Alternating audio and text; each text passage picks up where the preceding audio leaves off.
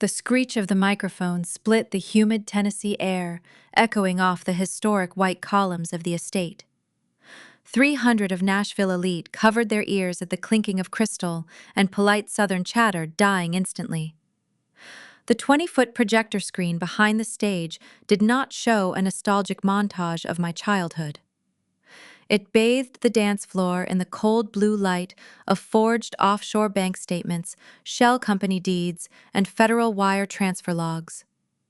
I watched my parents, Jackson and Mary Ann, drop their sterling silver forks. The color drained from their perfectly lifted faces as the undeniable proof of their financial crimes washed over the crowd of hospital board members and music industry executives.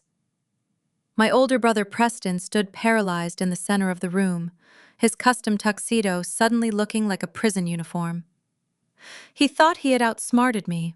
He thought he could spike my wedding drink, frame me for a felony, and steal my corporate medical contracts to save his failing music label. He assumed I was just a naive bride, blinded by family loyalty and a white silk dress. He had no idea that I audited predators for a living, and I had quietly engineered his total ruin before the appetizers were even served. The sheer audacity of their plan was staggering. They smiled in my wedding photos, adjusted my veil, and toasted to my happiness, all while conspiring to destroy my freedom. They intended to watch me leave my own reception in handcuffs so they could maintain their country club memberships and their fake aristocratic image. Standing on the stage, the fabric of my wedding gown brushing against the oak floorboards, I felt no sorrow. The little girl who used to crave their approval was gone, replaced by a forensic auditor holding a digital match over their house of cards. My name is Ruby. I am a 32-year-old healthcare compliance director. If you have ever had to sever ties with toxic blood relatives to protect your own peace, drop your age and the state you are watching from in the comments below. Hit that like button and subscribe to Samantha Told Stories. You are going to want to take notes on this execution. To understand exactly how I legally annihilated my own family without smudging my makeup, we have to rewind the clock. 2 hours earlier, the atmosphere was a masterclass in Southern opulence. Sweet tea, imported magnolias, and strict Protestant propriety masked the rot beneath our family tree. The air conditioning hummed, struggling against the stifling July heat, pressing against the venue windows. I sat at the sweetheart table with my new husband, Ethan Cole. Ethan was an elite cybersecurity consultant. His mind operated like a steel trap, processing risks and vulnerabilities in fractions of a second. We watched the guests mingle a sea of pastel dresses and tailored suits. Preston approached our table. At 35, he held a vice president title at a sinking Nashville music management firm, though he strutted with the unearned swagger of a billionaire. He leaned over our table, pretending to adjust a cascading floral arrangement near my plate. His cologne, thick with cedar and expensive bourbon, rolled over the delicate scent of the roses. I kept my eyes fixed on the ballroom floor, watching a waiter clear empty plates, but my peripheral vision caught the subtle, practiced flick of his wrist. A fine white powder tumbled from his cuff, dissolving instantly into my crystal champagne flute. The effervescent bubbles masked the intrusion within seconds. My pulse remained steady. The satin of my gloves felt cool against my skin. I did not scream or flip the table. Survival in this family required tactical precision, not theatrical outbursts.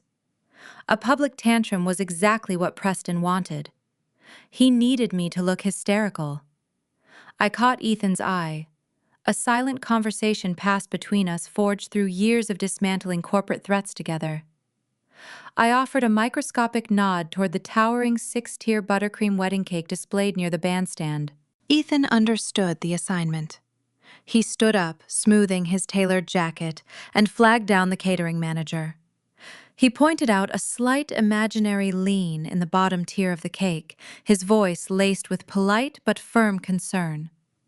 Preston turned his head, his fragile ego demanding he supervise and criticize the staff perceived incompetence. He could never resist an opportunity to belittle a service worker. In that fractional second of diverted attention, I reached across the silk tablecloth. I swapped my tainted flute with his pristine glass, placing it precisely on his coaster.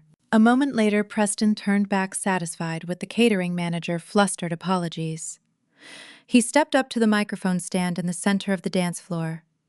He tapped a silver fork against his glass, the sharp ringing commanding the room attention. He delivered a best man speech dripping with southern condescension. He wove thinly veiled insults into his praises, undermining my career while elevating his own hollow achievements. He painted himself as the protective older brother, guiding a naive sister through life. To my little sister, Preston crooned, flashing a practiced camera-ready smile at the crowd of investors and socialites.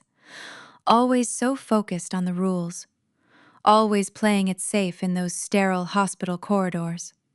But tonight, we rewrite the script.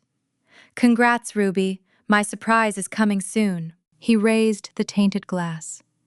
The dramatic irony tasted far sweeter than the vintage champagne resting in my hand.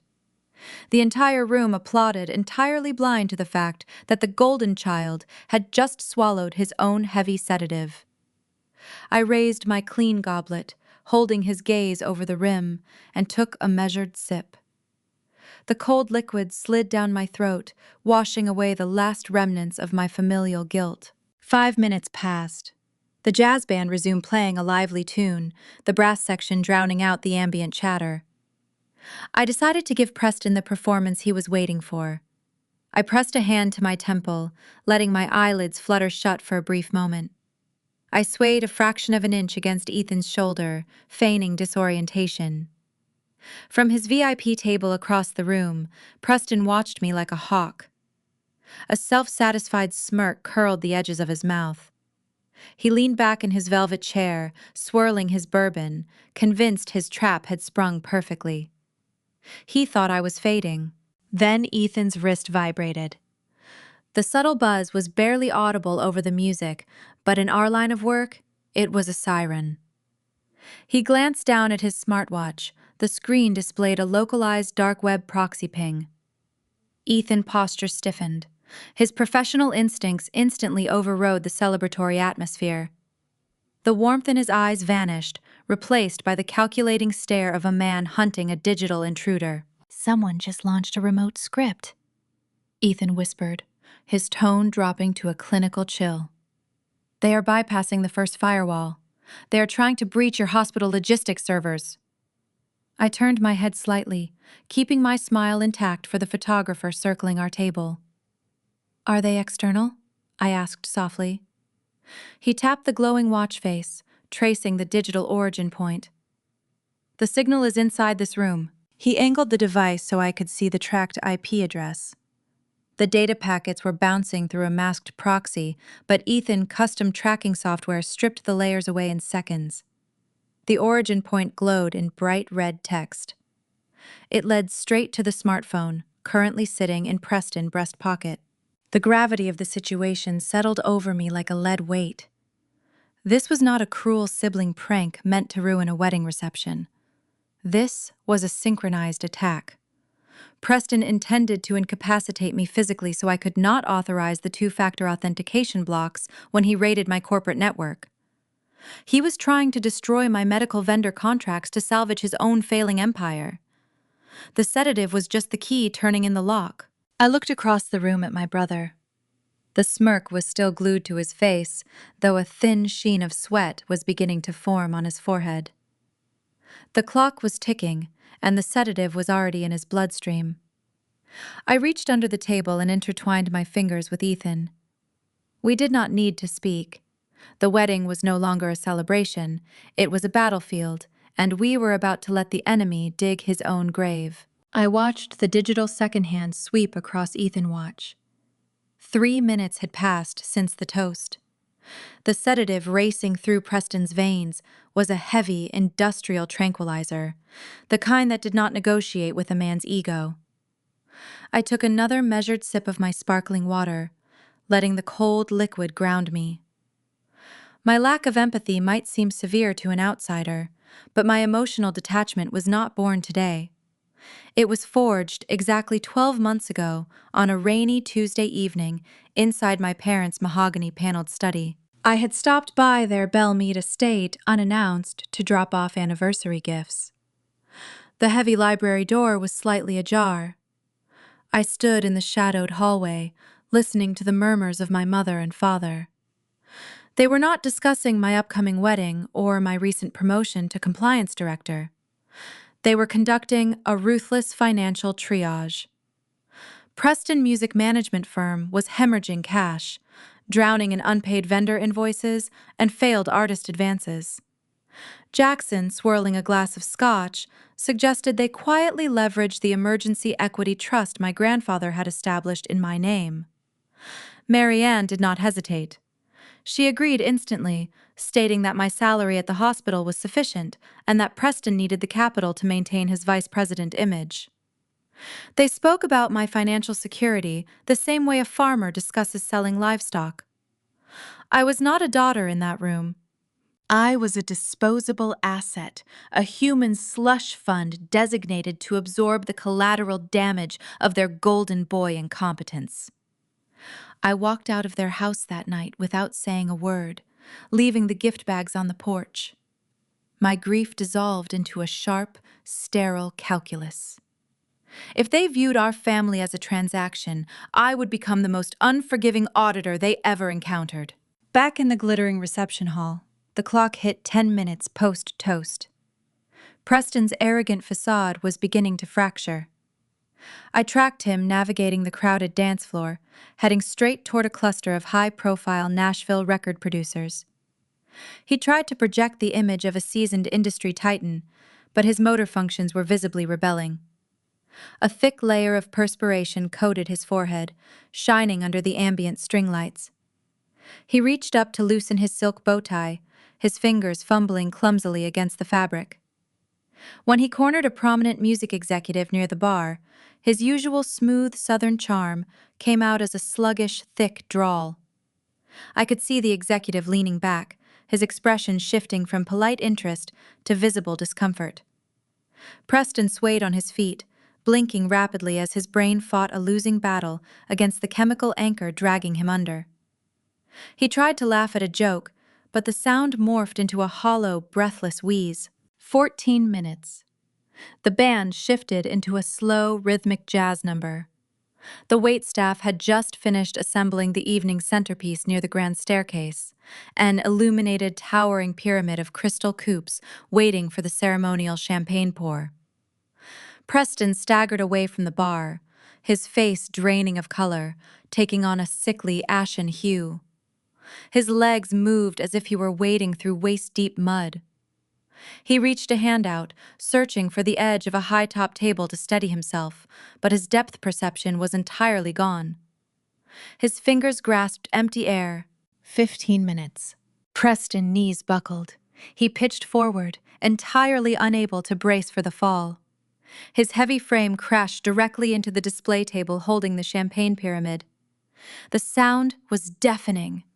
Hundreds of crystal coupes shattered simultaneously, a sharp, echoing cacophony that brought the entire reception to a grinding halt. The structure collapsed in a glittering cascade of broken glass and spilled liquor. Preston hit the hardwood floor, unresponsive, buried under a mountain of ruined crystal and soaked linen. The jazz band sang. A horrified murmur swept through the 300 elite guests. Jackson and Marianne pushed through the paralyzed crowd, their faces twisted in panic.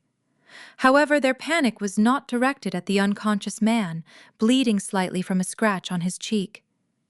They were terrified by the hundreds of judging eyes watching their perfect son lying in a puddle of alcohol. Marianne dropped to her knees, but she did not check his pulse or clear his airway. She frantically brushed the broken glass off his ruined tuxedo jacket, trying to preserve the aesthetic of his clothing. Jackson stood over them, his chest heaving. He spun around, his eyes scanning the room, until they locked onto me. I walked slowly toward the wreckage, Ethan trailing one step behind me. Before I could even ask for a medical kit, my mother leveled a trembling, accusatory finger at my face. "Look what you did," Marianne hissed, her voice loud enough for the hospital board members in the front row to hear every syllable. "You pushed him too hard, Ruby. You demanded this extravagant circus. You forced him to organize the toasts, handle the groomsmen, and cater to your endless bridezilla demands. The stress of your perfectionism caused his collapse. You worked your own brother into the ground just to make yourself look good." Jackson nodded, puffing out his chest to project patriarchal authority. "Your mother is right. You never consider the pressure he is under building his business. This is your fault. We need an ambulance immediately." They were executing a masterclass in psychological deflection. They needed a scapegoat to explain away their son's humiliating public failure, and I was their favorite target. I looked down at them, feeling the cold, hard edges of my corporate persona lock into place. "We are not calling an ambulance," I stated, my voice projecting a calm, clinical authority that left zero room for negotiation. "A public hospital admission requires a toxicology screen and a police report. If the press finds out a music executive collapsed at a high-profile event, his investors will pull their funding by Monday morning. Do you want his label ruined?" My father hesitated, the threat of financial devastation overriding his parental concern. Marianne looked up at me, her defensive anger faltering. "What do we do?" she whispered, clutching Preston's lapel. I raised my hand, signaling the 3 men in dark suits standing near the exit. They were not venue staff. They were Ethan's private corporate security team, highly trained operatives who specialized in discreet extractions. They moved in swiftly, unfolding a collapsible medical transport chair. They hoisted Preston's limp body into the seat with practiced efficiency. "My team will move him to the isolated holding suite in the west wing of the estate I instructed my parents," gesturing toward the back corridors. "There is a private physician on call. We keep him out of sight, we keep the guests calm, and we protect his reputation. Stay here and smile for your friends. I will handle my brother." Jackson and Marianne swallowed the lie without a second thought, eager to protect the family image. They stood up, pasting tight artificial smiles on their faces, turning back to appease the whispering crowd. They had no idea they just handed me total physical custody of their golden child. Preston was not being taken to a doctor. He was being wheeled into a secure, windowless room, effectively trapping him on the property. He was a prisoner in a tuxedo. I stepped away from the shattered glass, moving into the shadowed alcove near the kitchen doors. Ethan stood waiting, his tablet already synced to the secure internal network he had established for the event. The flashing red alert on his screen cast a faint glow over his sharp features. The trap was set, but the terrain had just shifted beneath our feet. "He is secure," I murmured, glancing over my shoulder to ensure no guests were within earshot.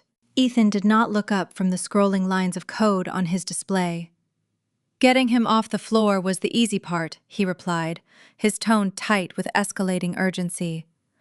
But the sedative did not stop the automated sequence. The proxy ping we detected earlier was a dead man switch. I frowned, analyzing the terminology. "Explain it to me in compliance terms." Ethan tapped a keystroke, bringing up a complex network map. When Preston drank the toast, his phone initiated a timed protocol. He scheduled a remote script to bypass the dual-factor authentication on your hospital logistics network. The hack is currently tunneling through a backdoor vulnerability in your vendor portal. My breath caught in my throat. This was no longer just a familial dispute over a ruined wedding dress or a petty attempt to embarrass me. Preston was executing a precision strike on the central nervous system of my career. If he breached the logistics network, he could access confidential patient data, disrupt medical supply chains, and manipulate high-level vendor contracts. It was a federal crime, designed to look like my personal failure. He wants to force a security breach under my credentials, I deduced, tracing the logic path. The hospital board is sitting right out there in the dining room. If my servers go down tonight, I am the one held legally responsible. I lose my license, my job, and my reputation. And your position becomes vacant, Ethan confirmed, his eyes narrowing at the screen. He is creating a void, intending to fill it with something else. We are not just fighting your brother ego anymore, Ruby.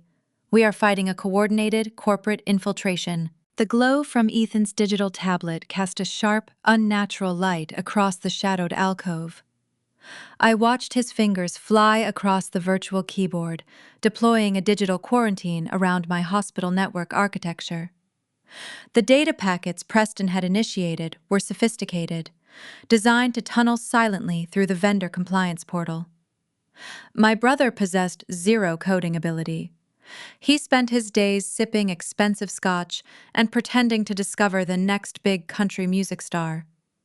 Purchasing a zero-day exploit required dark web access and significant untraceable cryptocurrency. He did not build this weapon, Ethan muttered, his eyes tracking lines of malicious code cascading down the screen. He bought an automated payload. I am routing the intrusion into a sandbox environment. The hospital servers are secure, but the intent here is lethal. He is not just trying to embarrass you, he is trying to trigger a catastrophic system failure under your login credentials. Before I could fully process the gravity of his words, a jarring commotion erupted from the grand foyer. The heavy oak doors of the plantation estate slammed open, striking the interior walls with a resounding crack. Heavy footsteps echoed across the polished hardwood floor, cutting through the soft jazz playing in the reception hall.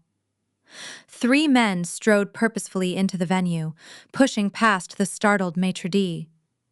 They wore cheap, ill-fitting suits and windbreakers bearing the stenciled letters of the local Nashville Narcotics Task Force. The lead detective, a broad-shouldered man with a scuffed badge hanging from a silver chain around his neck, held up a folded legal document. "Turn the music off!" the lead detective shouted, his voice booming across the stunned crowd. The band halted instantly, leaving a suffocating silence in their wake. 300 high society guests froze in place. I watched the hospital board members, the very people who authorized my promotion to compliance director, exchange horrified glances. The detective scanned the room, projecting an aura of intimidating authority. "We possess a signed warrant to search the bridal suite," he announced, pacing near the edge of the dance floor. "We have received credible intelligence regarding the possession and distribution of stolen prescription narcotics. We are looking for the bride, Ruby King." A collective gasp rippled through the sea of pastel dresses and tailored tuxedos. The social ruin Preston intended was unfolding with terrifying precision. A drug raid at a high-profile wedding was not just a scandal, it was career suicide. In the conservative, wealthy circles of Tennessee elite, a mere accusation of narcotic theft was enough to strip a healthcare executive of their license and their livelihood forever. My mother, Mary Ann, let out a theatrical sob, clutching her pearls and leaning heavily against a nearby floral pillar to feign a fainting spell. Jackson wrapped a protective arm around her, projecting the image of a devastated patriarch. I stood in the shadowed alcove, gripping the edge of a mahogany side table. My heart pounded against my ribs, a primal instinct urging me to step forward and defend my innocence. But I did not move. I trained my eyes on Ethan, waiting for his tactical assessment. Ethan did not look panicked. He did not even look surprised. He casually slid his tablet into the inner pocket of his suit jacket and adjusted his cuffs. A slow, chilling smile touched the corners of his mouth. "Do not say a word," Ethan whispered, leaning close so his breath brushed my ear. "Just watch the performance." I looked back at the lead detective. He marched toward the grand staircase, looking every bit the part of a hardened local cop. But as he passed our alcove, he turned his head a fraction of an inch. His stern expression broke for a microsecond, replaced by a crisp, microscopic nod directed straight at Ethan. The realization hit me like a splash of ice water. The frayed edges of my panic instantly smoothed into razor-sharp clarity. "You knew," I breathed, staring at my husband. "I caught the financial anomaly Tuesday morning," Ethan replied, keeping his voice a low, steady hum beneath the frantic murmurs of the crowd. "I run continuous background sweeps on your immediate family protocols we established when we started dating. Preston wired $30,000 in Bitcoin to a local shadow broker known for arranging illicit theater. He hired amateur actors to crash the venue, frame you for theft, and provide enough probable cause for a fake arrest." My hands uncurled, relaxing against the fabric of my silk gown. "And what exactly am I looking at right now?" "You are looking at my elite extraction team," Ethan said, his smile widening slightly. "I outbid your brother. I traced the transaction, intercepted the broker, and bought the contract. The men making a scene on that dance floor are top-tier corporate security contractors on my payroll. They are executing Preston's script flawlessly, but they answer entirely to me. We control the entire narrative." The brilliance of his countermeasure left me breathless. Ethan had turned a devastating public execution into a carefully contained theatrical production. The guests believed they were witnessing a scandalous police raid. My parents believed their golden child had successfully orchestrated my downfall. But in reality, Preston had just paid $30,000 to hand us total control over his own extortion plot. I stepped out of the alcove, projecting a mask of pristine calm. I walked across the dance floor, the train of my dress gliding silently behind me. The whispering stopped as I approached the lead contractor. I held my chin high, embodying the untouchable authority of a seasoned executive. "I am Ruby King," I stated, offering my wrists in a gesture of deliberate compliance. "You may search the suite, officer. I have nothing to hide." The contractor played his part perfectly, offering a gruff nod and gesturing for his men to follow me toward the West Wing. We bypassed the panicked crowd and entered the secluded parlor adjacent to the bridal suite, closing the heavy double doors behind us. The moment the latch clicked shut, the tension in the room evaporated. The lead contractor dropped his aggressive posture and pulled a cloned flash drive from his jacket pocket, handing it directly to Ethan. "He wanted us to plant synthetic opioids in your travel bags," the contractor reported, dropping. "The fake detective persona entirely, the script required us to drag you out in handcuffs directly past the hospital executives. He specifically requested we read the charges loud enough for the board of directors to hear every word." I took the flash drive from Ethan, turning the cold metal over in my palm. The pieces of the puzzle began snapping together, forming a terrifying, coherent picture. Preston was a narcissist who thrived on petty jealousy, but orchestrating a fake federal raid and deploying a dark web cyber attack required a desperation that went far beyond sibling rivalry. He did not just want me humiliated. He needed me professionally neutralized. Tonight. "Why tonight?" I asked. Pacing the length of the parlor, I reviewed dozens of compliance logs daily. Why go to such extreme lengths to force my resignation this exact weekend?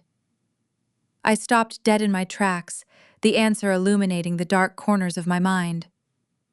The vendor contract. Ethan looked up, his eyes narrowing. The medical supply logistics deal. I nodded, the sheer scale of the felony washing over me. Next week, I am scheduled to authorize a multi-million-dollar logistics contract for the entire hospital network. It dictates which supply companies are cleared for automated federal billing. I flagged a specific applicant on Thursday because their corporate structure looked like a shell company. I denied their clearance pending a deep forensic audit. "What was the name of the shell company?" Ethan asked, his fingers hovering over his smartwatch, ready to run a search. "Apex Medical Solutions," I recited the name, tasting like ash in my mouth. Ethan tapped the screen. The results populated instantly. Apex Medical Solutions is a subsidiary of a holding firm registered in Delaware. The primary beneficiary of that holding firm is your brother, music management label. The chilling reality settled over the room. Preston was not just a failing music executive. He was attempting to build a money laundering pipeline directly into the state healthcare system. If he successfully framed me for drug possession tonight, the board would force my immediate resignation. My pending audits would be discarded. An interim director, likely someone Preston had already compromised or bribed, would step in and rubber stamp the Apex medical contract. Millions of dollars in automated hospital funds would flow directly into his sinking record label, masking his massive debts and saving his fraudulent empire. He is trying to use my hospital to clean dirty money. I whispered, the betrayal slicing through the last remaining thread of my familial loyalty. He is committing federal racketeering, and he planned to use my career as the sacrificial lamb. Before Ethan could outline our next tactical move, the brass handle of the parlor door rattled violently. Someone was trying to force their way inside. The lead contractor stepped in front of the door, blocking the entrance with his imposing frame. "Ruby, open this door right now!" A frantic, muffled voice demanded from the hallway. It was my father, Jackson. "You need to speak with us before they take you away." I looked at Ethan, my mind shifting gears. My parents did not know the police were fake. They believed I was moments away from being hauled into a squad car. Yet instead of calling a lawyer or offering comfort, they were trying to corner me in a private room. "Let them in," I instructed, stepping back and assuming a rigid defensive posture. The contractor unlatched the door. Jackson and Marianne burst into the parlor, their faces pale and slick with sweat. They did not rush to hug me. They did not ask if I was okay. Jackson immediately pulled a crumpled legal document from his breast pocket, smoothing it out with shaking hands. "Listen to me, very carefully," Ruby Jackson ordered, his voice dropping to a desperate, urgent whisper. "We can fix this drug scandal. We know prominent judges in this county. We can make the charges disappear before Monday morning, but you have to do exactly what we say." Marianne stepped forward, shoving a pristine silver pen toward my chest. "Sign this vendor authorization form." She hissed her eyes wide with a frantic, manic energy. "Sign the clearance for Apex Medical Solutions right now. Date it for yesterday. If you do this, we will bail you out. If you refuse, we will let these detectives throw you in a concrete cell and we will not spend a single dime on your defense." I stared at the pen hovering inches from my silk gown. The realization hit me with the force of a freight train. They were not just ignorant enablers protecting their golden child. Jackson and Marianne knew about the shell company. They knew about the fraudulent contract. They were actively participating in the extortion. They were co-conspirators in a desperate criminal syndicate, and they had just walked willingly into my trap. The silver pen hovered inches from my silk bodice. My mother gripped the polished barrel with such intensity her knuckles protruded like polished ivory. The heavy floral notes of her expensive southern perfume, usually designed to project warmth and hospitality, now smelled cloying, masking the sharp, acrid scent of her own panic. Jackson stood right beside her, blocking the only exit. His posture mirrored a cornered predator. The refined, aristocratic charm he utilized to woo investors at the country club had vanished entirely. His jaw clenched tight enough to grind his teeth into dust. They believed I was trapped. They thought the men standing guard outside the parlor doors were genuine detectives ready to escort their daughter out in handcuffs. Yet instead of calling a defense attorney or offering a shred of parental comfort, they orchestrated a hostage negotiation. "You are going to ruin us," Marianne hissed, her voice dropping to a harsh, guttural whisper. "If you walk out of this estate in police custody, the scandal will permanently tarnish our name. The hospital board will terminate you before the sun rises. We spent decades building a pristine reputation in this city, Ruby. We will not let your careless mistakes destroy your brother's future. I stared at the vendor authorization form quivering in her grasp. The logo for Apex Medical Solutions stared back at me. It was a staggering display of predatory opportunism. They were offering my career and my freedom as a sacrificial lamb on the altar of Preston ambition. Sign the clearance, Jackson ordered, tapping a heavy gold ring against the mahogany side table. Put your signature on the dotted line and authorize the medical supply contract. If you do this, I will personally call the chief of police. I will pull every favor I have accumulated in this state to make the drug charges disappear. You get to keep your freedom, and Preston secures the logistical pipeline his music label requires to expand. It is a simple transaction. They viewed my entire existence as a mere transaction.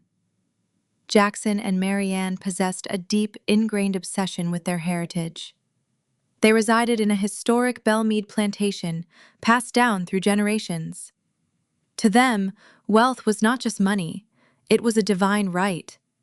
They poured every available resource into Preston, believing he was a visionary, destined to elevate their status into the billionaire echelon.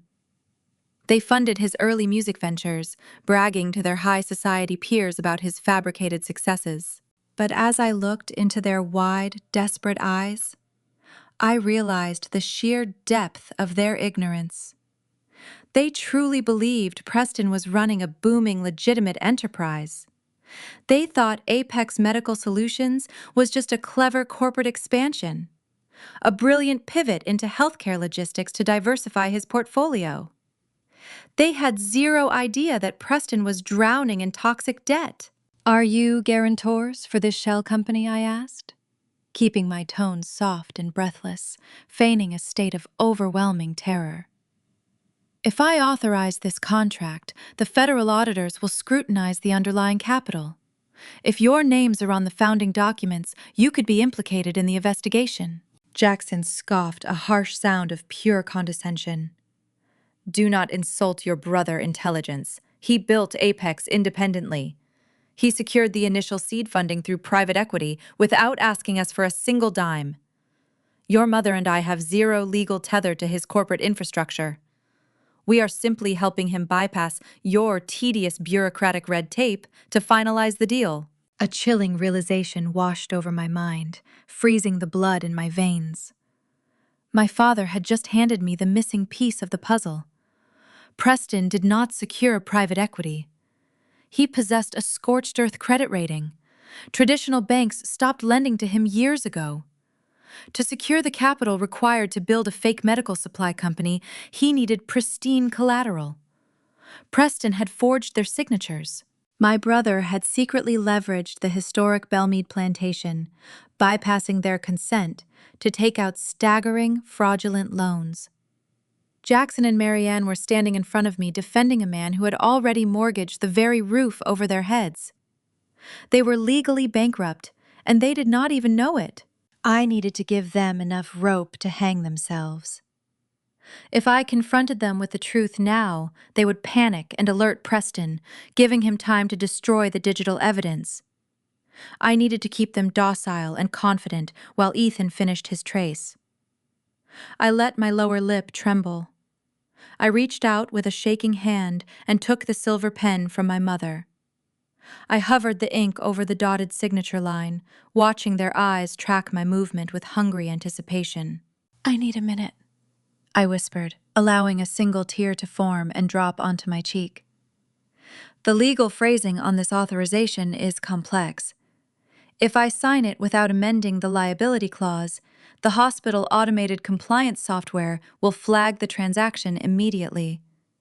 I need 5 minutes to review the text and adjust the stipulations so the board does not suspect coercion. Give me 5 minutes and I will give you the contract. Jackson exchanged a triumphant glance with Marianne. They thought they had broken my spirit. They believed their sheer authority had crushed my resistance. You have 5 minutes, Jackson stated, checking his vintage pocket watch. Do not try anything foolish, Ruby. The detectives are waiting right outside. They turned and exited the parlor, the heavy wooden doors clicking shut behind them. The instant the latch engaged, my trembling ceased. I wiped the stray tear from my cheek and dropped the silver pen onto the floor. The submissive, frightened daughter vanished, replaced by the apex predator they failed to recognize.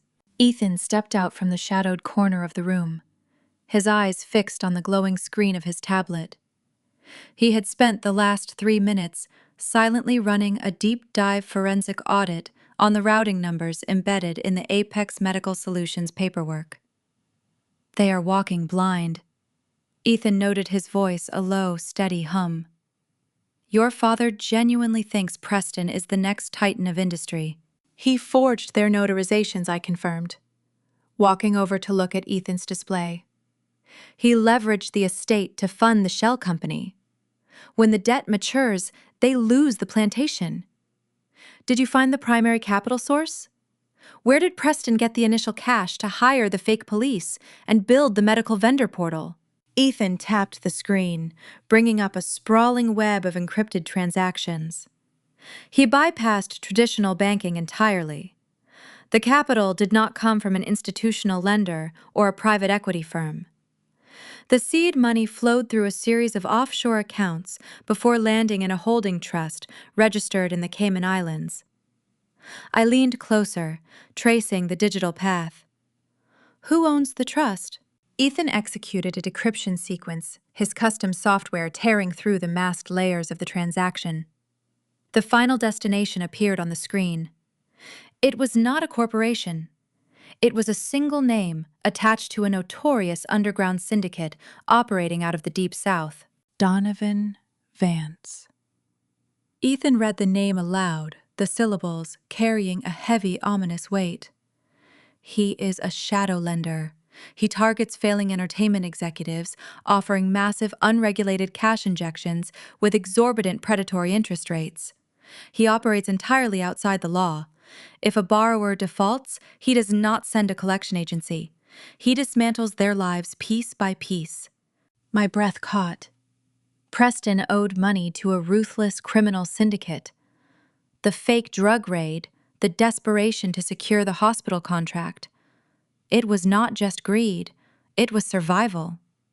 Preston was trying to use my hospital funds to pay off a lethal debt before the shadow lender collected his pound of flesh. How much does he owe? I asked, my mind racing to calculate the sheer scale of the disaster. Ethan pulled up the ledger. $2 million. The principal is due at midnight tonight. A heavy silence fell over the parlor. We were not just dealing with a toxic family dynamic anymore. My brother had invited the criminal underworld directly into my life. If the hospital contract did not clear, Preston would default. And men like Donovan Vance did not care who they hurt to recoup their losses. We need to alert your security team, I said, turning toward the door. We need to secure the perimeter and ensure Vance does not send his associates to the venue when the midnight deadline passes. Ethan did not move. He kept his eyes locked on his tablet, tapping another sequence of commands. He synced the financial profile with the facial recognition software tied to the estate security cameras. A progress bar flashed across the screen, comparing the shadow lender known aliases and mugshots against the digital guest list. The screen chimed a soft, sharp note. A high-definition image populated on the display, showing a live feed from a camera positioned above the main reception hall. He is not going to send his associates, Ethan stated, his voice turning to ice. He tapped the glowing image on the tablet. I stared at the screen, my blood running cold. The camera feed zoomed in on a man sitting quietly near the back of the ballroom. He wore a tailored tuxedo, sipping champagne, and observing the crowd with the cold, detached gaze of a predator tracking its prey. Donovan Vance did not wait for the midnight deadline. He was currently sitting at table 7. The glowing screen of Ethan tablet illuminated the cramped parlor, casting harsh shadows across our faces. The high-definition camera feed zoomed in on the man sitting at table 7. Donovan Vance did not look like a traditional criminal. He wore a sharply tailored charcoal tuxedo, sipping sparkling water with the calculated stillness of a hunting reptile. As we watched the live feed, he set his crystal glass down and reached into his inner jacket pocket. He pulled out a discreet black earpiece, securing it in his ear, before clipping a laminated vendor credential to his lapel. In a matter of seconds, he transformed from an elite wedding guest into a high-end estate security manager. He stood up and began navigating through the crowded ballroom, moving with deliberate purpose toward the restricted staff corridors. Preston did not just borrow money from the criminal underworld, I whispered, tracing Donovan's path on the digital map. He invited his own loan shark to the reception. Ethan nodded, his fingers flying across the virtual keyboard to track the security cameras. Preston wanted an audience. He promised Vance a payout by midnight. He brought the extortionist here to prove he was about to secure the hospital vendor contract. He intended to hand over the first installment of the laundered money tonight. Vance is posing as security to move freely through the venue. He is positioning himself to corner your brother the moment the fake police raid concludes. The music industry in Tennessee carried a dark underbelly hidden beneath the glittering lights of Broadway and the historic recording studios. When aspiring executives burned through their legitimate funding, they turned to shadow lenders like Donovan Vance. These men did not file civil lawsuits when a debtor missed a payment. They seized assets, dismantled careers, and shattered lives with terrifying efficiency. Preston had dragged a lethal predator directly into our wedding, placing hundreds of innocent guests in immediate physical proximity to organized crime. "Stay here and monitor the fake detectives," I instructed Ethan, smoothing the silk fabric of my gown. "Keep my parents isolated in the parlor. I need to handle our uninvited guest before he intercepts Preston." Ethan did not argue or attempt to stop me. We operated as a unified front, relying on mutual trust and supreme competence. He simply handed me a folded document from his breast pocket, the heavy, embossed paper feeling solid and reassuring against my palm. I stepped out of the parlor and back into the vibrant chaos of the reception. The jazz band was playing a lively instrumental piece, the brass notes soaring over the low hum of affluent chatter. The scent of roasted garlic and expensive floral arrangements hung thick in the humid summer air. I bypassed the main dance floor, gliding seamlessly toward the heavy swinging doors that separated the ballroom from the industrial catering kitchens. The bustling waitstaff parted out of respect for the bride, their silver trays loaded with champagne flutes and miniature hors d'oeuvres.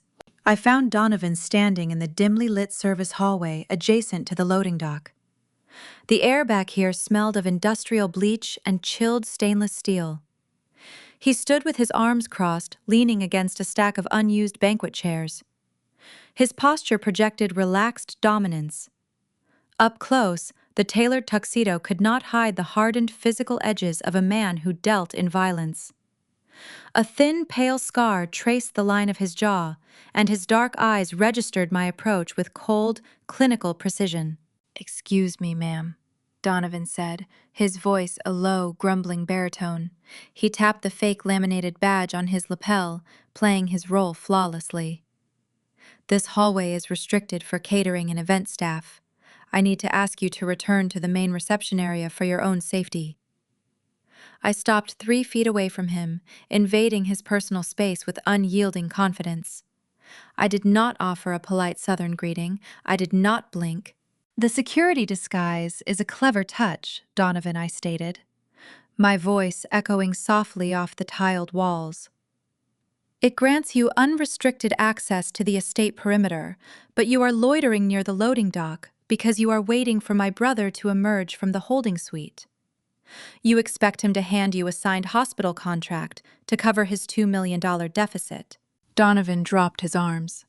The polite, deferential security guard act vanished in a fraction of a second. His posture widened, shifting into a rigid, defensive stance. He scrutinized my face, his eyes narrowing as he recalculated the threat level of the woman standing before him in a white silk dress. "I do not know who you think you are talking to, little girl." Donovan warned, his tone dropping to a dangerous, chilling register. You should turn around and go cut your cake. Your brother owes a debt. He promised payment tonight. If he fails to deliver the collateral, this pristine little party is going to experience a very unfortunate disruption. You do not want to interfere with my business. I smiled. It was not a warm expression. It was the razor-sharp grin of a corporate auditor who had already dismantled the board. You operate under the assumption that Preston actually controls his own financial destiny, I replied, holding his gaze with absolute, icy composure. You target failing executives because they are desperate and easily manipulated. You thought you were dealing with a naive music producer who could be strong-armed into laundering your money through my healthcare network. Donovan took a slow, deliberate step forward, attempting to use his physical size to intimidate me. The contract secures the debt, he growled. I do not care about your hospital. I care about my principal and my interest. I own your brother. I reached into the hidden pocket of my gown and retrieved the folded document Ethan had handed me. I snapped the heavy paper open, holding it up so the dim hallway lights illuminated the crisp black text. You owned my brother, I corrected, stepping even closer so he was forced to look down at the page. You do not own him anymore. Donovan's eyes darted to the document. It was not a wedding itinerary. It was a digitally verified wire transfer receipt, accompanied by an assignment of debt contract stamped by a Cayman Islands holding trust. 7 days ago, I audited an applicant for my hospital vendor portal. I explained, keeping my cadence steady and relentless. I uncovered the offshore shell company Preston tried to register. My husband traced the initial seed capital straight back to your syndicate. We recognized the operational risk immediately. You are a liability, Donovan. I do not allow uncontrolled liabilities near my business or my family. Donovan stared at the routing numbers printed on the receipt. His jaw tightened as the realization washed over his hardened features. My anonymous corporate holding firm contacted your offshore broker last Tuesday. I continue delivering the final surgical strike. We offered to purchase the entirety of Preston's $2 million debt portfolio. We paid a premium above your standard interest rate to acquire the paper quietly. The funds cleared your syndicate accounts 4 days ago. He reached out and snatched the paper from my hand, analyzing the transaction hashes and the unique identifier codes. The math was undeniable. The transaction was verified, sealed, and legally binding within the shadowy parameters of his own underworld economy. You bought the paper, Donovan whispered, genuine astonishment fracturing his stoic facade. You bought your own brother gambling debt? I did not buy it to save him, I replied, my voice dropping to a lethal whisper. I bought it to own him. I am now his primary creditor. He owes the $2 million directly to me, and unlike you, I do not negotiate payment plans. You have received your principal and your premium.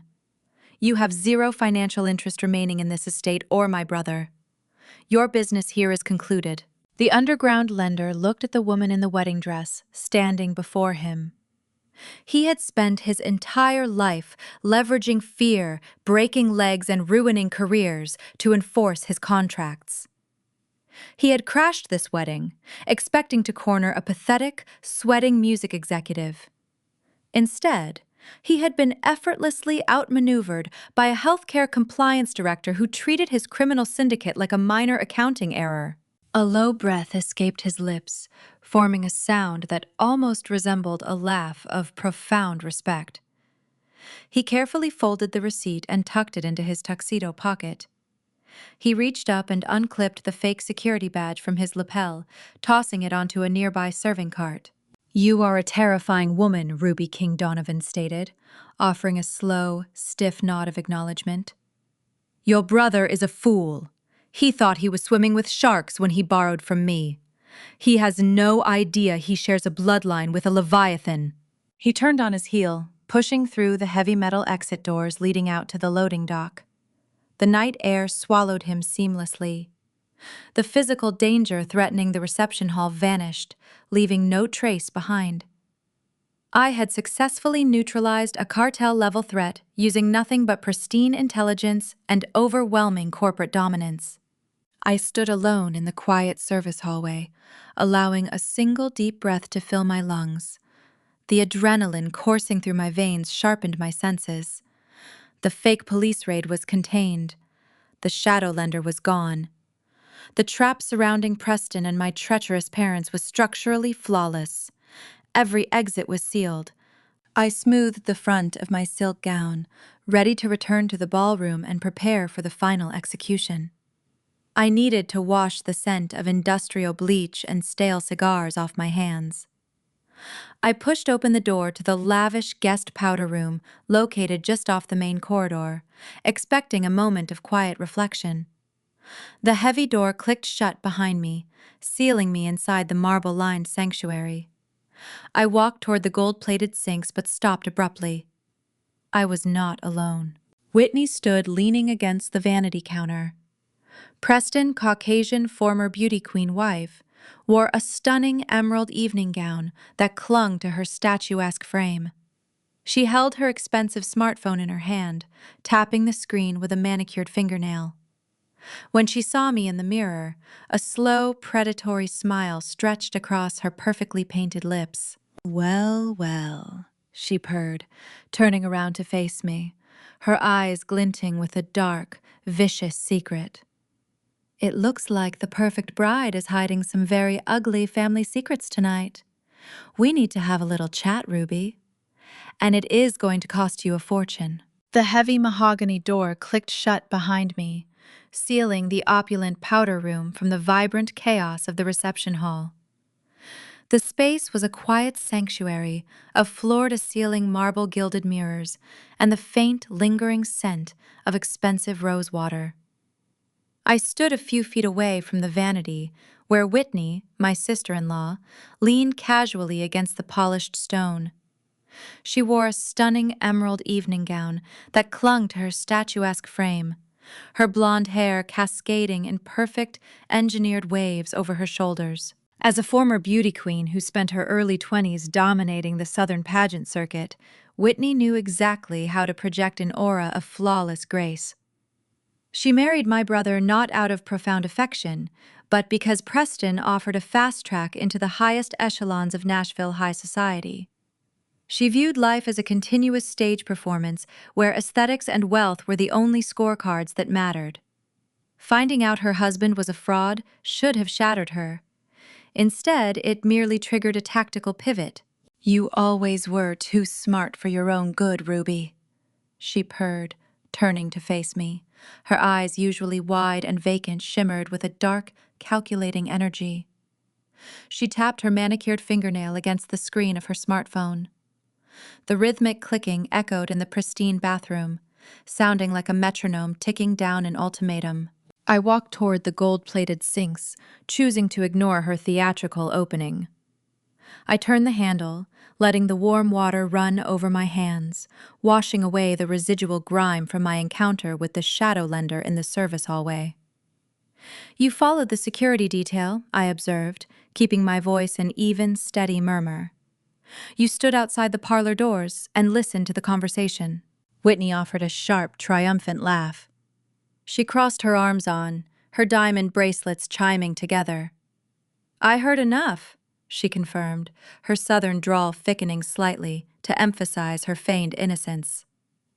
"I heard your husband intercepting those fake detectives. I heard your parents begging you to sign that medical contract. I know Preston is drowning in debt, and I know this entire lavish wedding is just a stage you built to trap him." I dried my hands on a monogrammed linen towel. I did not attempt to deny her accusations or defend my actions. I simply looked at her through the reflection in the gilded mirror, waiting for her to reveal her true motive. A normal woman? A wife who valued integrity or basic safety would pack her bags and flee upon discovering her husband was involved in a criminal extortion plot. But Whitney operated under the strict, unwritten rules of Southern high society. In her world, a public scandal was far worse than a private felony. Leaving Preston empty-handed would render her a social pariah, a disgraced beauty queen, returning to her rural hometown with nothing but a ruined reputation. She required capital to maintain her illusion, and she had just decided I was her new bank. If this story leaks to the press, my brand is ruined. Whitney continued. Dropping the polite facade entirely, she took a step closer, her stilettos clicking sharply on the marble floor. My endorsements, my charity board seats, my entire social standing will evaporate the second Preston is exposed as a broke criminal. I refuse to pay the price for his incompetence. I turned around, leaning back against the sink basin. I picked up my clutch purse from the counter, slipping my hand inside the silk lining. My thumb located the textured side button of my smartphone. Ethan and I had configured a fail-safe protocol on our devices for the event. A double tap activated a hidden hot mic application that instantly synced the audio feed to his secure server. I pressed the button twice, feeling the subtle haptic vibration confirm the recording was live. "What exactly are you proposing, Whitney?" I asked, my tone reflecting the detached curiosity of a corporate auditor reviewing a dubious tax claim. She smiled, her perfectly painted lips curling into a predatory smirk. She thought my calm demeanor was a sign of surrender. She believed she had cornered the brilliant healthcare executive. "I am proposing a silent exit," she stated, smoothing the fabric of her emerald gown. "I want $500,000 wired into a private offshore account by tomorrow morning." "You have the resources, Ruby. I know how much your compliance firm pulls in every quarter. $500,000 is a drop in the bucket for you." I tilted my head, projecting mild confusion to draw out the explicit terms of her demand. "And if I decline this transaction?" Whitney's eyes narrowed, flashing with genuine malice. "If you refuse, I will walk out of this bathroom and go straight to the local society columnists. I still have prominent friends in the local media. I will sit in front of a camera, cry on national television, and tell everyone the truth. Or at least, my version of the truth." She paced the length of the powder room, her confidence swelling as she outlined her fabricated narrative. "I will tell them you are a vindictive, jealous sister," she declared, gesturing with her hands to paint the imaginary scene. "I will say you orchestrated this entire drug raid to humiliate Preston because you could not stand sharing the spotlight on your wedding day. I will spin a story about a toxic, abusive family dynamic where the cruel, wealthy corporate director frames her struggling brother out of pure spite. In the South, a weeping pageant queen always gets the benefit of the doubt. Your hospital board will despise you. Your pristine reputation will burn to the ground." She stopped pacing and crossed her arms again, waiting for the threat to sink in.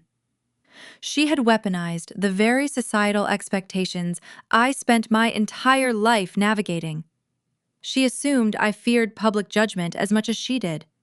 She expected me to write a check to preserve my pristine corporate image. "Let me ensure I understand your terms clearly," I said, keeping my voice perfectly level to ensure the microphone captured every syllable without distortion. "You are demanding a payment of $500,000. In exchange for this capital, you agree to withhold fabricated allegations of abuse from the press. If I do not pay you, intend to launch a fraudulent smear campaign to destroy my career." "That is the deal," Whitney confirmed, lifting her chin with arrogant pride. "Call it an early divorce settlement. You buy my silence, and you get to ruin Preston without any messy collateral damage splashing onto your dress." I looked at the woman standing before me. She was a hollow shell of vanity and greed, attempting to play a high-stakes game of extortion without understanding the basic rules of federal law. She had just provided a textbook verbatim confession to blackmail. The digital audio file currently transmitting to Ethan's server was a pristine piece of undeniable evidence. She thought she was securing her glamorous future, but she had just handed me the shovel to dig her grave. I offered her a soft, terrifying smile. It was the expression of a predator closing its jaws around the prey. "Your proposal is noted, Whitney," I said, retrieving my hand from my clutch purse and clasping my fingers together. "The transaction you are requesting requires delicate handling. We will address the payment arrangement shortly. Return to the reception hall. We can finalize the details during the cake-cutting ceremony." Whitney let out a breath she had been holding, her shoulders dropping in visible relief. She genuinely thought she had won. She believed her manipulation had overpowered my intellect. She checked her reflection in the mirror, smoothing a stray blonde hair into place and reapplying a layer of pink gloss to her lips. "I always knew you were the smart one, Ruby," she murmured, offering a condescending wink. "It is a pleasure doing business with you." She turned and strutted out of the powder room, the heavy mahogany door closing behind her. The echo of her stilettos faded down the corridor, leaving me alone in the quiet marble sanctuary. I did not sigh or shake with lingering adrenaline. The emotional detachment shielding my mind grew stronger, fortifying my resolve. I pulled my phone from my clutch, glancing at the screen. The recording application displayed a green checkmark indicating the audio file had successfully uploaded to the encrypted cloud. I had secured the physical threat of the Shadowlender. I had captured the interpersonal betrayal of the sister-in-law. The perimeter was locked tight. The only remaining task was to regroup with Ethan and execute the final sequence. I exited the bathroom and walked down the shadowed corridor toward the secluded alcoves lining the perimeter of the grand ballroom.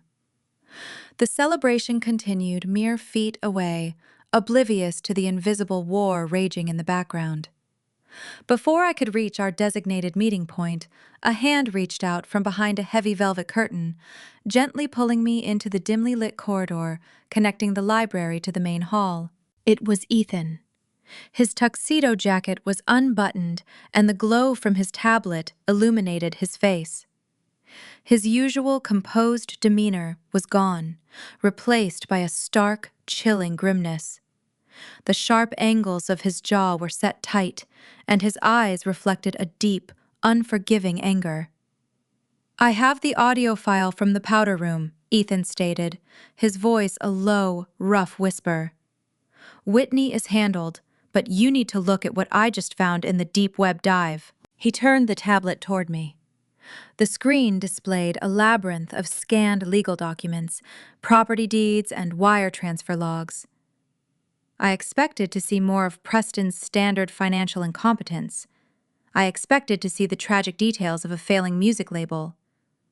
What I saw instead made the blood freeze in my veins, pushing the conflict far beyond a simple wedding day revenge plot.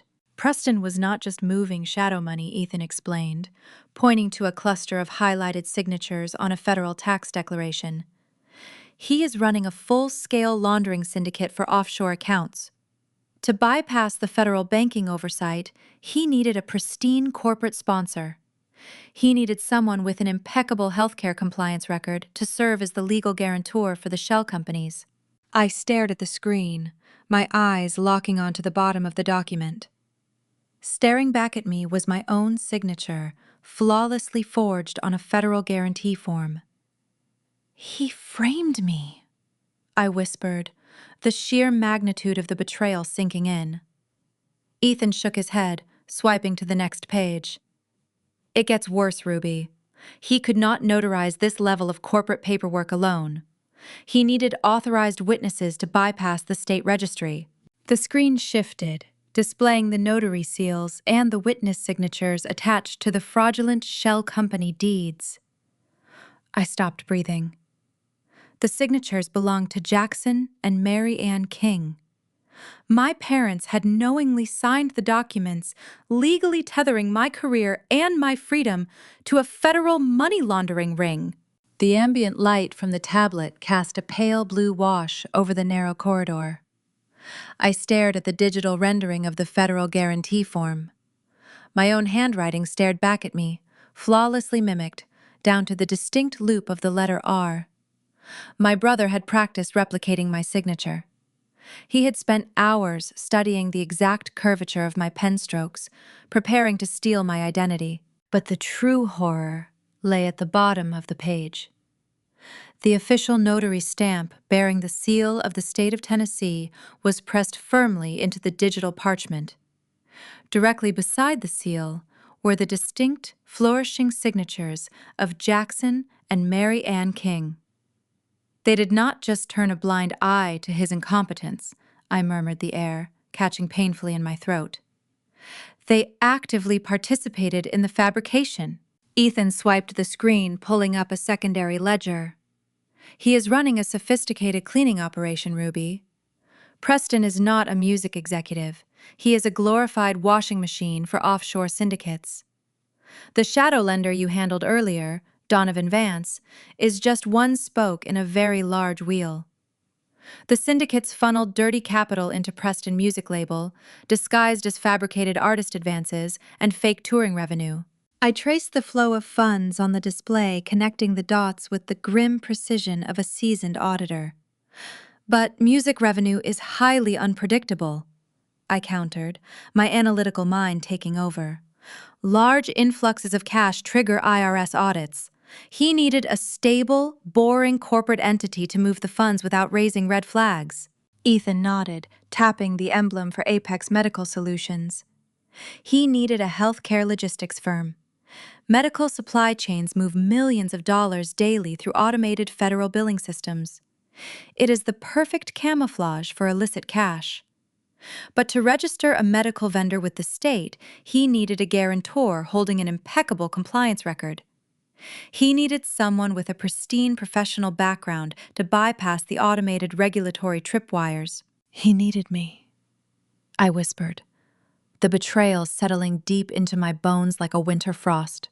Your credentials shielded his shell company, Ethan explained, his voice tight with controlled fury.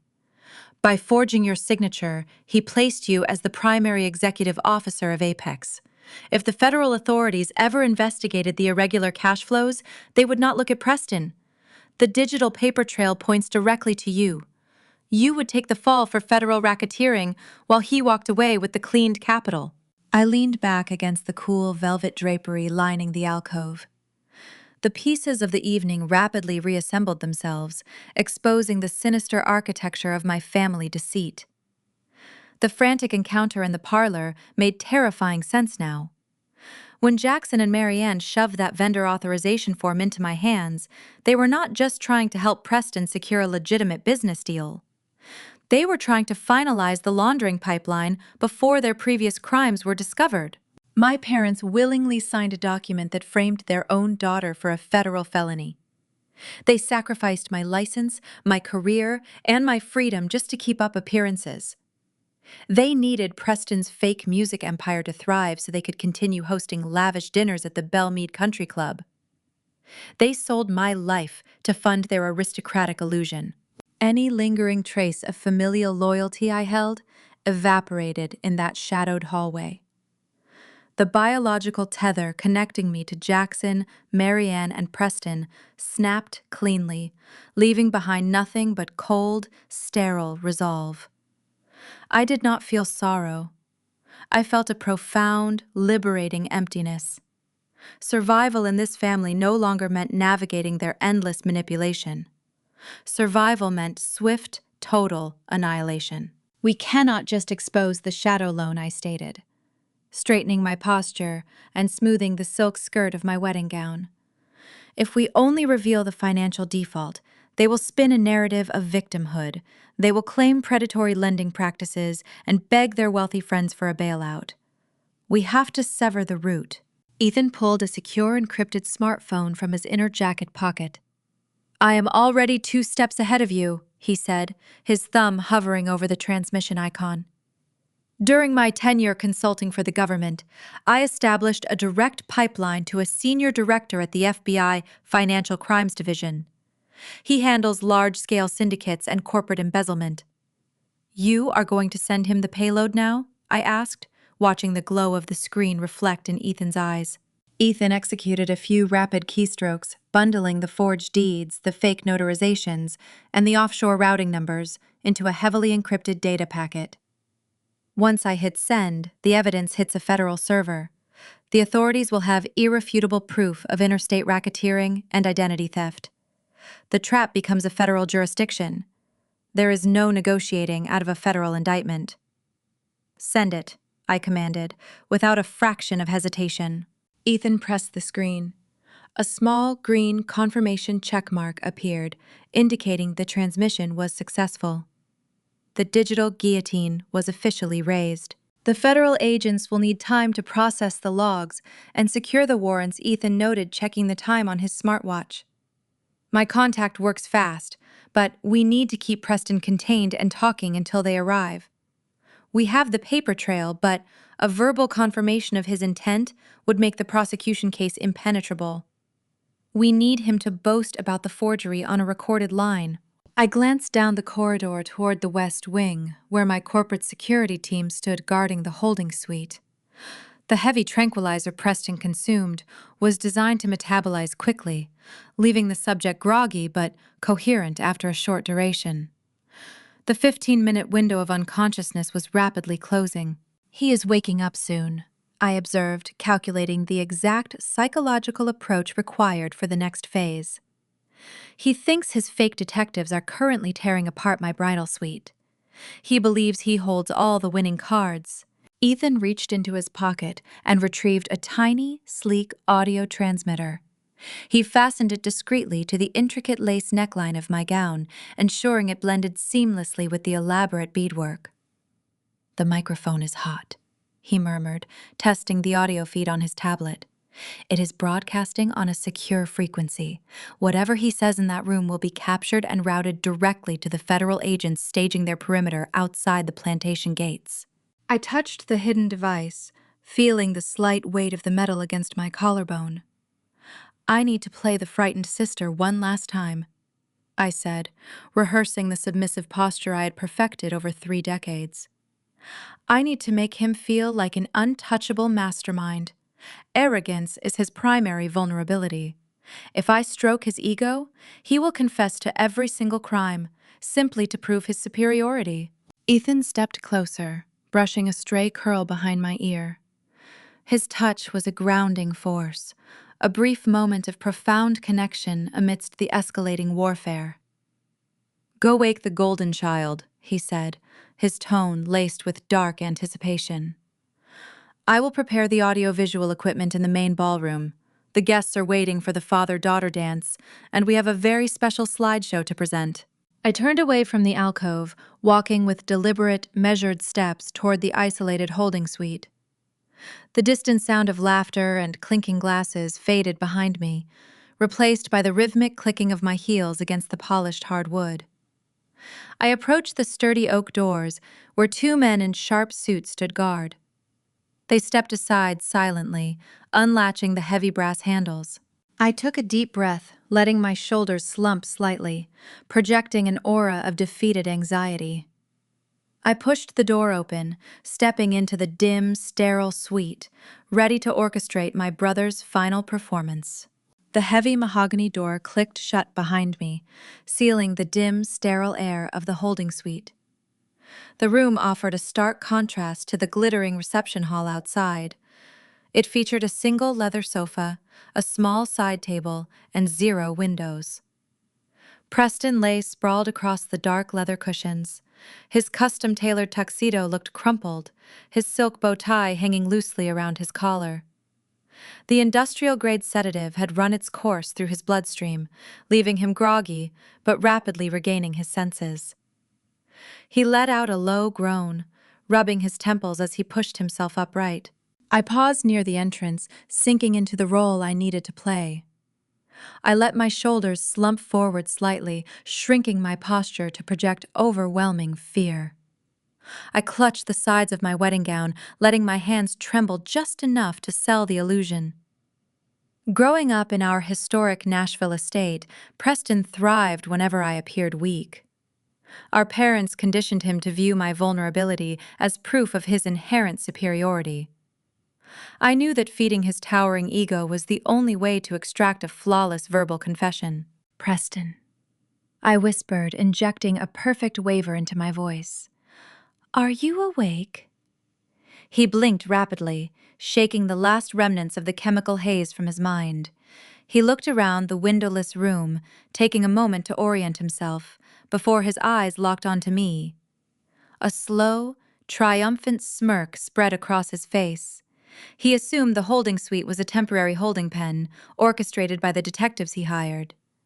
He believed his intricate extortion plot had executed flawlessly while he was incapacitated. "I am doing wonderful," little sister Preston sneered, standing up and smoothing the lapels of his wrinkled jacket. "The real question is how you are holding up. I imagine the local narcotics task force is currently turning your bridal suite upside down. It must be terribly embarrassing for a prestigious healthcare compliance director to face drug trafficking charges on her wedding day." I took a hesitant step backward, pressing my shoulders against the heavy oak door. "How could you do this?" I pleaded, letting my voice crack with manufactured despair. "My entire career is on the line. The hospital board members are sitting in the dining hall. If those officers walk me out of this venue in handcuffs, my reputation is destroyed forever." Preston let out a sharp, cruel laugh. He walked toward me, closing the distance with the swagger of a man who believed he held the universe in his palm. "That is the entire point, Ruby. You spent the last 5 years acting like you were better than this family. You built your pristine little corporate empire while looking down on my music label. You needed a harsh reminder of the natural hierarchy. You are nothing without the King family name." I kept my eyes wide and fearful, staring up at him. "You orchestrated this entire raid," I asked, sounding breathless and entirely defeated. "You coordinated a tactical police strike just to ruin my wedding." He stopped inches away from me, towering over my frame. "I did not just ruin your wedding. I orchestrated a masterpiece of leverage. $30,000 wired through a dark web broker bought me those detectives. They answer to me. They will find whatever illicit substances I paid them to find in your luggage. Unless, of course, we reach a mutual understanding." My heart beat a steady rhythmic tempo. The hidden microphone pinned securely to the lace neckline of my gown was broadcasting every single word. Outside the wrought iron gates of the plantation estate, a team of federal agents sat in unmarked vehicles, listening to my brother unravel his own life. "You drugged me," I whispered, leaning into the accusation. "You tried to poison your own sister during the champagne toast." Preston rolled his eyes, entirely unbothered by the gravity of his actions. "I slipped a sedative into your flute to keep you docile when the officers arrived. I needed you compliant and terrified. Somehow the glasses got switched, and I ended up swallowing my own payload. It was a minor logistical error, but the overarching strategy remains perfect. I woke up exactly where I needed to be, and you are standing here begging for mercy." He reached into his inner pocket and retrieved a folded document. He shook it open, presenting the medical vendor authorization form. "Sign the contract," Ruby Preston demanded, his southern drawl thickening with arrogant authority.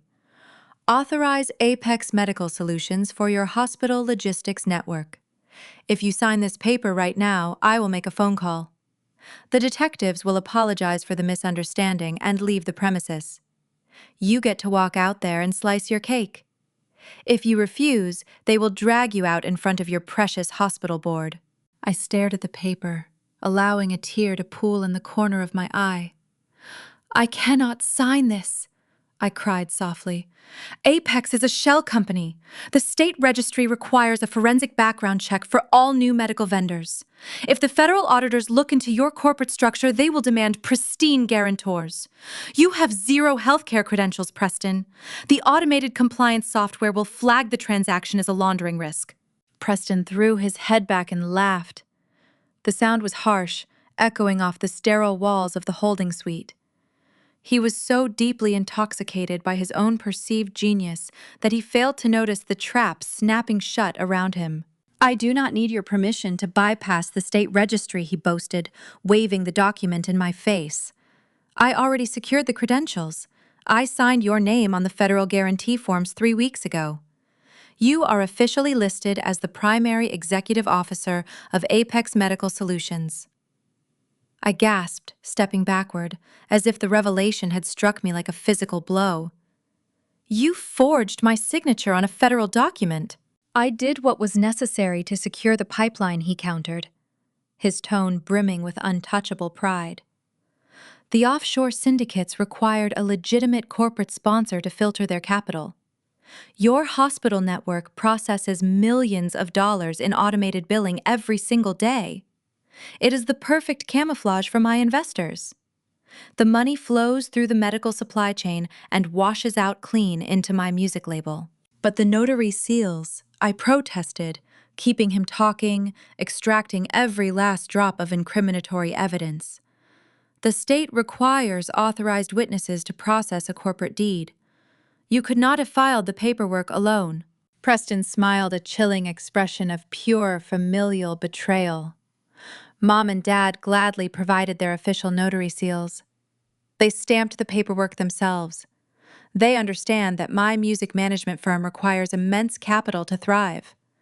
They were more than happy to help me push the deeds through the local registry.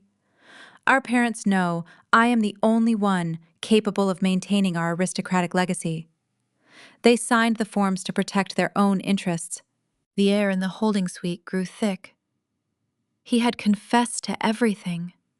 He admitted to hiring the fake officers. He admitted to spiking my drink.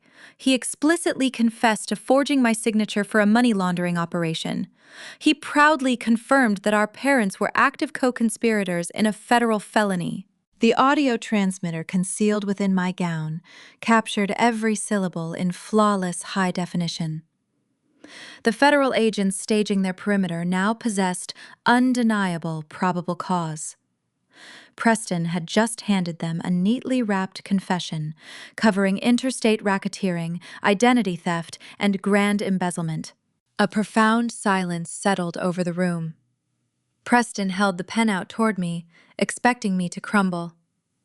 He expected me to take the pen, sign the final authorization, and surrender my entire life to his criminal enterprise.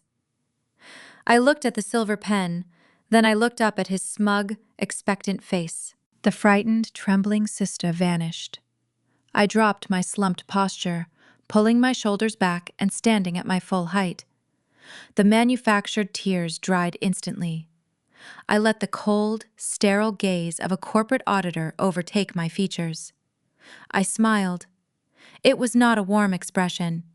It was a terrifying, calculated grin that caused Preston to falter.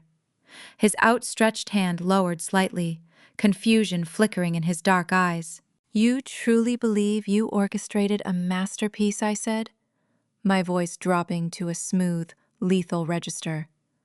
"You think you are a predator, Preston, but you are just a loud, incompetent parasite, feeding on a host you never bothered to understand." "What are you talking about?" he snapped, his arrogant facade cracking under the weight of my sudden composure. "Sign the paper, Ruby. The police are waiting." "There are no police waiting for you in the bridal suite," I replied, stepping forward, forcing him to retreat a step. "The men you hired on the dark web never arrived. My husband intercepted your transaction. The men outside this door are elite corporate security contractors on my payroll. We have controlled the entire narrative since before you even poured the champagne." Preston stared at me, his mouth opening and closing as his brain struggled to process the seismic shift in reality. I reached out and plucked the vendor contract from his hand. I tore the heavy paper down the middle, letting the pieces flutter to the floor. "Fix your bow tie," I instructed, my tone echoing with undisputed authority. "Straighten your jacket and wipe the sweat off your forehead. The guests are waiting in the main ballroom for the father-daughter dance. It is time for the cake-cutting ceremony."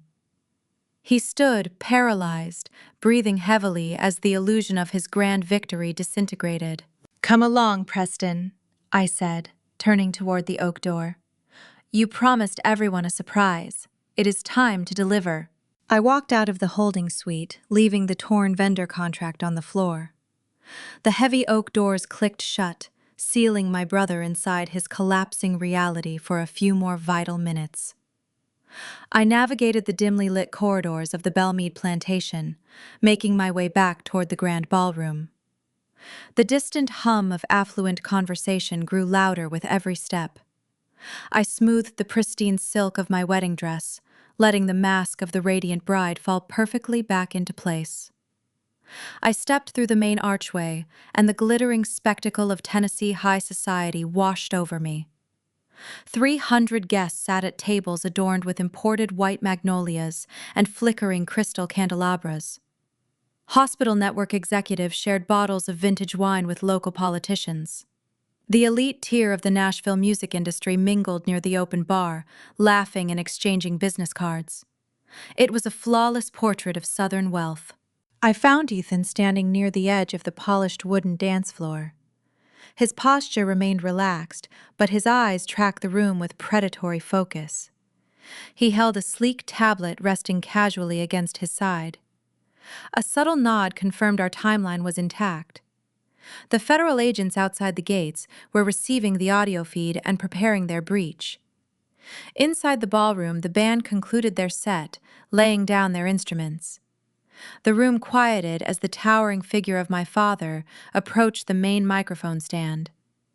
Jackson King adjusted his tailored tuxedo jacket, projecting the refined, dignified aura he had spent decades perfecting. He tapped the microphone, drawing the undivided attention of the room.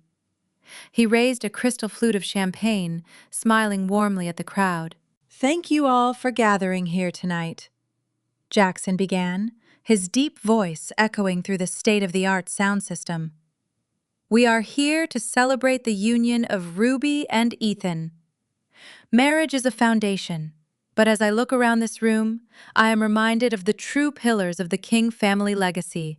He paused, letting his gaze sweep across the tables, ensuring the most prominent guests were listening. My father never missed an opportunity to perform. He viewed my wedding reception not as a celebration of my marriage, but as a captive audience for his own brand management. "We raise our children to uphold our heritage," Jackson continued, gesturing smoothly toward the empty chair at the head table where Preston was supposed to be sitting. "My son Preston exemplifies that drive. As a vice president in the music industry, he builds empires. He navigates complex deals and generates real, tangible success. It takes a rare, brilliant mind to build a company from the ground up." Jackson shifted his gaze toward me, offering a patronizing smile that barely concealed his underlying disdain. "And then we have Ruby, our quiet, diligent daughter. She chose a different path, handling the paperwork and the compliance logs for the hospital network. It is not the most glamorous work, keeping track of rules and regulations, but we are proud she found a safe, comfortable role. Let us raise a glass to Ruby and Ethan for throwing a lovely party, and to the continued, unparalleled success of the King family." Polite applause rippled through the ballroom. My mother Marianne dabbed the corner of her eye with a lace handkerchief, soaking in the admiration of the neighboring tables.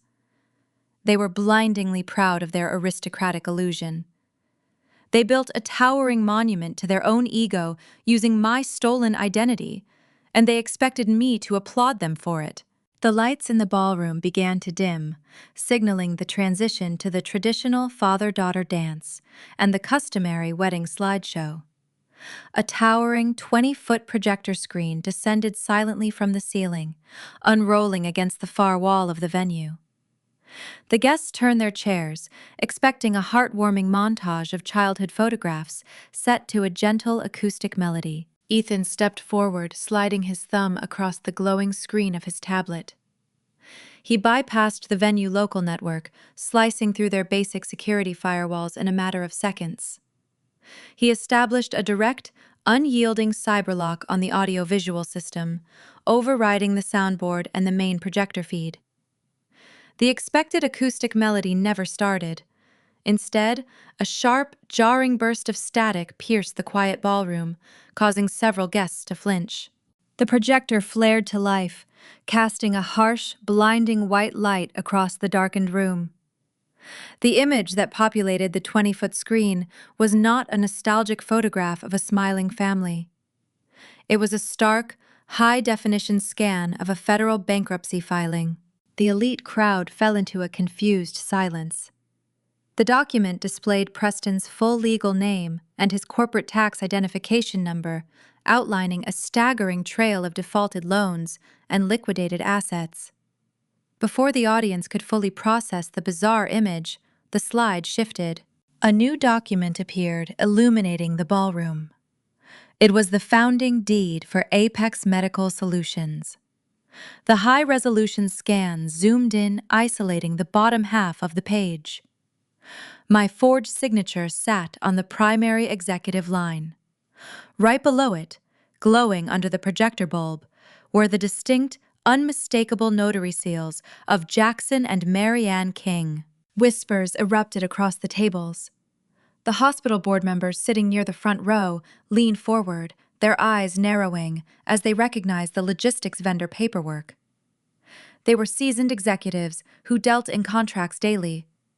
They instantly grasped the severe legal implications of the documents flashing on the screen. The slides continued to rotate with merciless precision. The offshore routing numbers appeared, mapping the flow of illicit capital from the Cayman Islands directly into Preston failing music label. Then, the shadow lender contract materialized, displaying Donovan Vance's signature alongside the extortionate $2 million principal. The pristine facade of the King family was being dissected live in front of their most valuable peers. Jackson stood frozen near the microphone stand, his hands still clutching his champagne flute. The color drained from his face, leaving a sickly ashen hue. Marianne dropped her lace handkerchief, her mouth falling open in unadulterated horror. They stared at their own forged notarizations, broadcast to 300 people, realizing their darkest secrets were suddenly public record. But the visual evidence was only the first half of the execution. Ethan tapped his tablet one final time, initiating the audio sequence. The live recording we captured mere minutes ago in the holding suite hijacked the venue's towering speaker columns. Preston's arrogant, confident drawl boomed through the ballroom, overriding the chaotic murmurs of the crowd. "I slipped a sedative into your flute to keep you docile." Recorded voice echoed, bouncing off the crystal chandeliers. $30,000 wired through a dark web broker bought me those detectives. They answer to me. The guests gasped collective shock, turning the atmosphere ice cold. The hospital executives who had witnessed the fake police raid just an hour prior realized they had been subjects in a dangerous theatrical extortion plot. The audio feed continued, unforgiving and pristine. I did what was necessary to secure the pipeline, Preston Voice bragged on the recording. The offshore syndicates required a legitimate corporate sponsor to filter their capital. Your hospital network processes millions of dollars in automated billing every single day. I watched the hospital chief executive officer stand up from his table, pulling his phone from his pocket with a look of profound fury. The truth was out. Preston had planned to use their institution to wash cartel money. Mom and Dad gladly provided their official notary seals, the recorded voice declared, echoing across the silent room. They stamped the paperwork themselves. They signed the forms to protect their own interests. The champagne flute slipped from Jackson's grip, shattering against the hardwood floor. The sound broke the trance holding the crowd. The wealthy socialites, the country club elites, and the music industry veterans physically recoiled. Chairs scraped loudly against the floor as the guests closest to my parents took deliberate steps backward, distancing themselves from the radioactive fallout. Jackson and Marianne were no longer respected aristocrats. They were exposed felons. The heavy oak doors at the rear of the ballroom burst open. Preston rushed into the hall, his tuxedo jacket rumpled and his face slick with sweat. He had stumbled out of the holding suite, expecting to find me humiliated and arrested. Instead, he walked into his own digital slaughter. He stared at the 20-foot screen, watching the offshore wire transfers rotate on a continuous loop. He heard his own voice broadcasting his confession to identity theft and interstate racketeering. "Turn it off!" Preston shrieked, his voice cracking with raw, unhinged panic. He lunged toward the corner where the venue sound engineer sat at the mixing board. "Cut the power, right now! Pull the plug!" The terrified engineer frantically slammed his hands across the control deck, flipping switches and ripping out cables. Nothing happened. Ethan Custom Cyberlock bypassed the physical hardware, routing the feed through an external encrypted server. The slides kept turning. The confession kept playing, looping the most damning sentences over and over again. Preston grabbed a heavy microphone stand and hurled it at the soundboard, sending sparks flying. But the projector feed remained undisturbed, shining a harsh, unyielding light on his total ruin. The grand, opulent illusion of the perfect Southern family evaporated, leaving behind nothing but the ugly, undeniable truth of their crimes. He turned around, panting heavily, his chest heaving as he faced the sea of disgusted elite guests. His empire was dead. His freedom was gone. Desperate and out of options, his frantic eyes scoured the room, searching for the one person he believed could salvage his shattered existence. His gaze locked onto his wife, sitting frozen near the front of the stage. Preston stood in the center of the shattered reception hall. The looping audio of his confession bounced off the vaulted ceilings. His chest heaved as he scanned the faces of the disgusted hospital executives. He needed a lifeline. His gaze darted across the sea of frozen guests and locked onto his wife. Whitney sat near the edge of the stage. Her emerald gown shimmered under the dim lighting. She clutched a crystal water glass with white knuckles. Preston stumbled toward her, his expensive shoes dragged against the polished hardwood. He dropped to his knees right beside her chair, grasping for her hand. "Whitney," he pleaded, his voice cracking with raw panic. "Call your publicist. Call the pageant directors. You know how to handle the media. You can spin this. Tell them I was set up. Tell them my sister orchestrated a smear campaign. Use your charm. We can salvage the label if we control the narrative right now." Whitney looked down at the man kneeling before her. She had built her entire identity around the illusion of his wealth. She endured his arrogance because he promised her a throne in Nashville high society. But sitting in the cold glow of the projector screen, she saw the truth. The mansion, the cars, the designer clothes were all financed by predatory shadow lenders and federal fraud. The money was gone. The status was erased. She operated strictly on self-preservation. In her world, a disgraced husband was a sinking anchor. She yanked her hand away from his grasp as if his touch burned her skin. She stood up, knocking her chair backward, the wooden legs scraped loudly, drawing the attention of the surrounding socialites. "Do not touch me!" Whitney cried out, injecting a perfect tremor into her voice. She pressed a hand to her chest, performing the role of the devastated, innocent spouse for the captive audience. "How could you do this, Preston? I had no idea you were involved in illegal activities. You lied to me. You jeopardized our family name with these horrific crimes." She turned her tear-filled eyes toward the crowd, ensuring the hospital board members and music industry veterans saw her profound heartbreak. "I thought you were a legitimate executive," she continued, her volume rising to dominate the quiet room. "I thought you were an honest man. I am sickened by what you have done to your own sister. I will not let you drag my pristine reputation down into the mud with you." Preston stared up at her, his jaw slack with shock. The woman who gladly spent his laundered cash on international vacations and luxury spa retreats was publicly disowning him. He reached out again, begging her to lower her voice, but she stepped out of his reach, retreating toward the edge of the dance floor. I watched her flawless theatrical performance from the stage. She was incredibly skilled at manipulating public perception. She almost convinced the room that she was just another tragic victim in my brother's path of destruction. Several older guests actually cast sympathetic glances in her direction, murmuring quietly about the poor, betrayed beauty queen. I caught Ethan's eye. He stood near the soundboard holding his tablet. I offered a single sharp nod. It was time to dismantle the pageant queen. The projector screen flickered, interrupting the looping display of the bankruptcy filings. The bright white light shifted to a deep crimson red, holding a single audio waveform graphic in the center. The venue speakers crackled, bringing a new recording to life.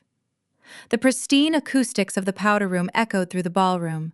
Whitney's voice slithered out of the speakers, stripped of all her manufactured innocence. "If this story leaks to the press, my brand is ruined," the recorded voice of my sister-in-law announced.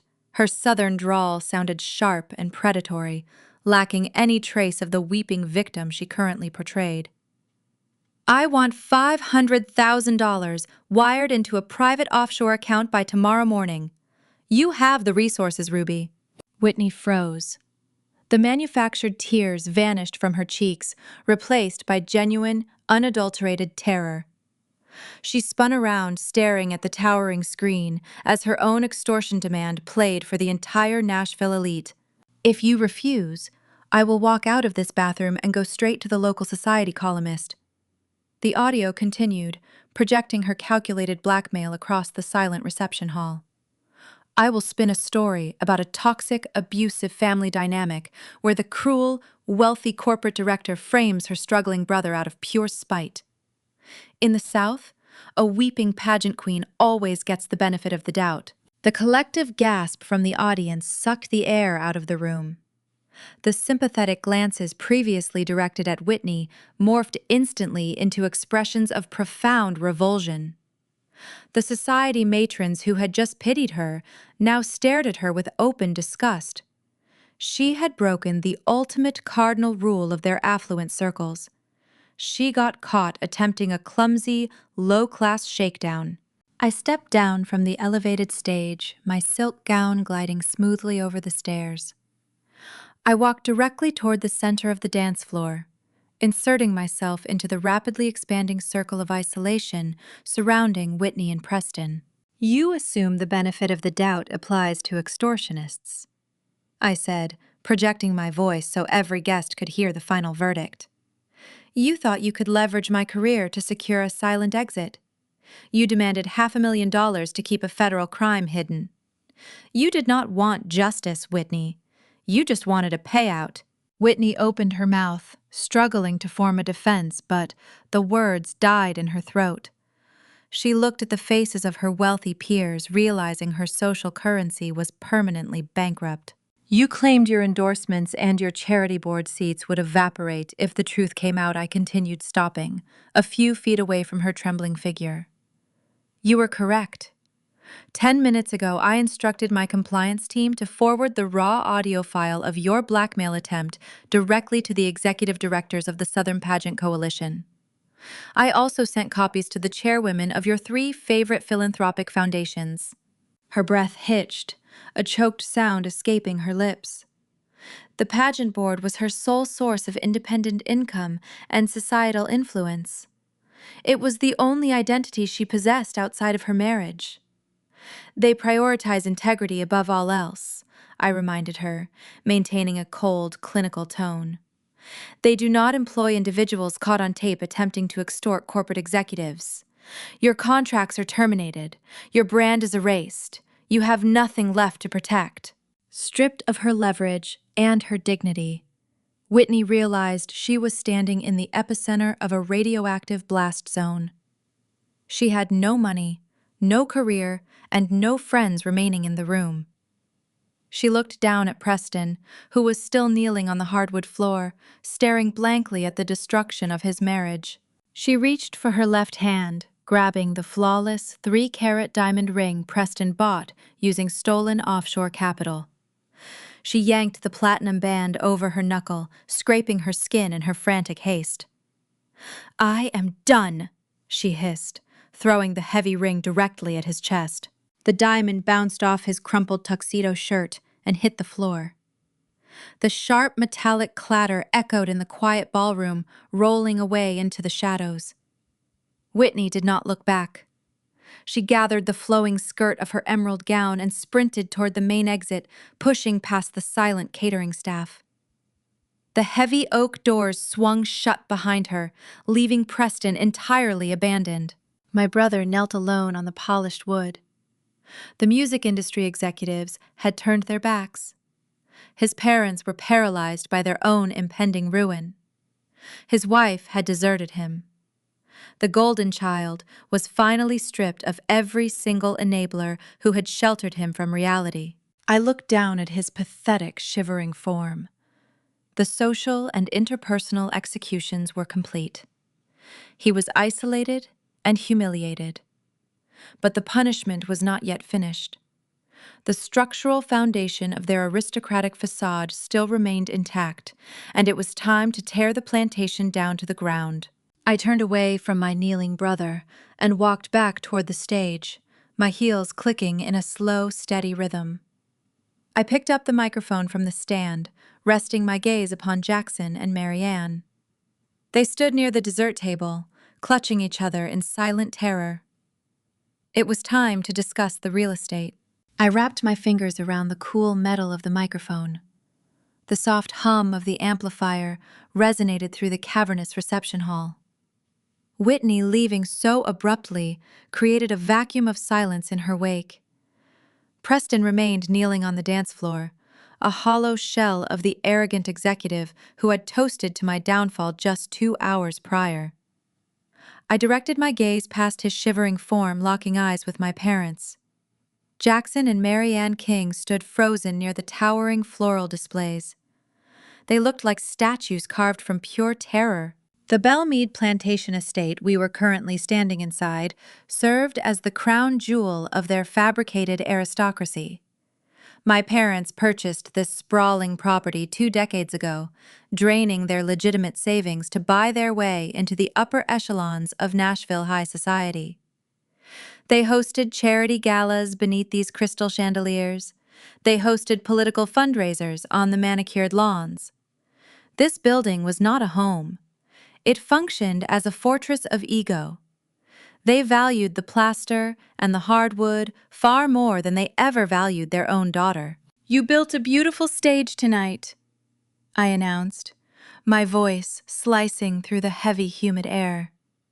"You invited the hospital board, the music industry elite, and the most prominent families in Tennessee to witness a coronation. You wanted everyone to see how successful the King family has become. It is only fitting that we finalize the accounting in front of the exact same audience." Jackson swallowed hard, his Adam apple bobbing above his silk collar. He tried to project an air of indignant authority, but his hands were shaking too fiercely. Preston did not just dabble in dark web narcotics and offshore syndicates. I continued pacing slowly across the elevated stage. Criminal enterprises require immense startup capital. When his legitimate funding dried up, he turned to the underground markets. He secured a staggering $2 million loan from an unlicensed shadow lender right here in the city. The guests exchanged horrified glances.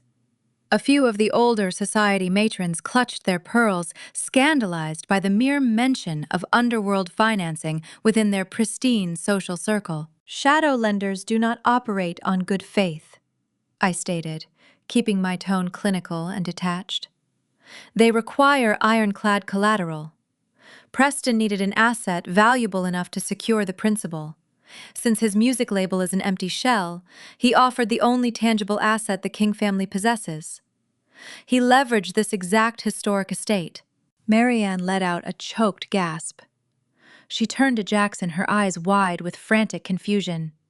She grabbed his arm, demanding a silent explanation, but Jackson just stared at the projector screen in mute horror. "You thought you were insulating yourselves," I told my parents, making sure the microphone caught every syllable.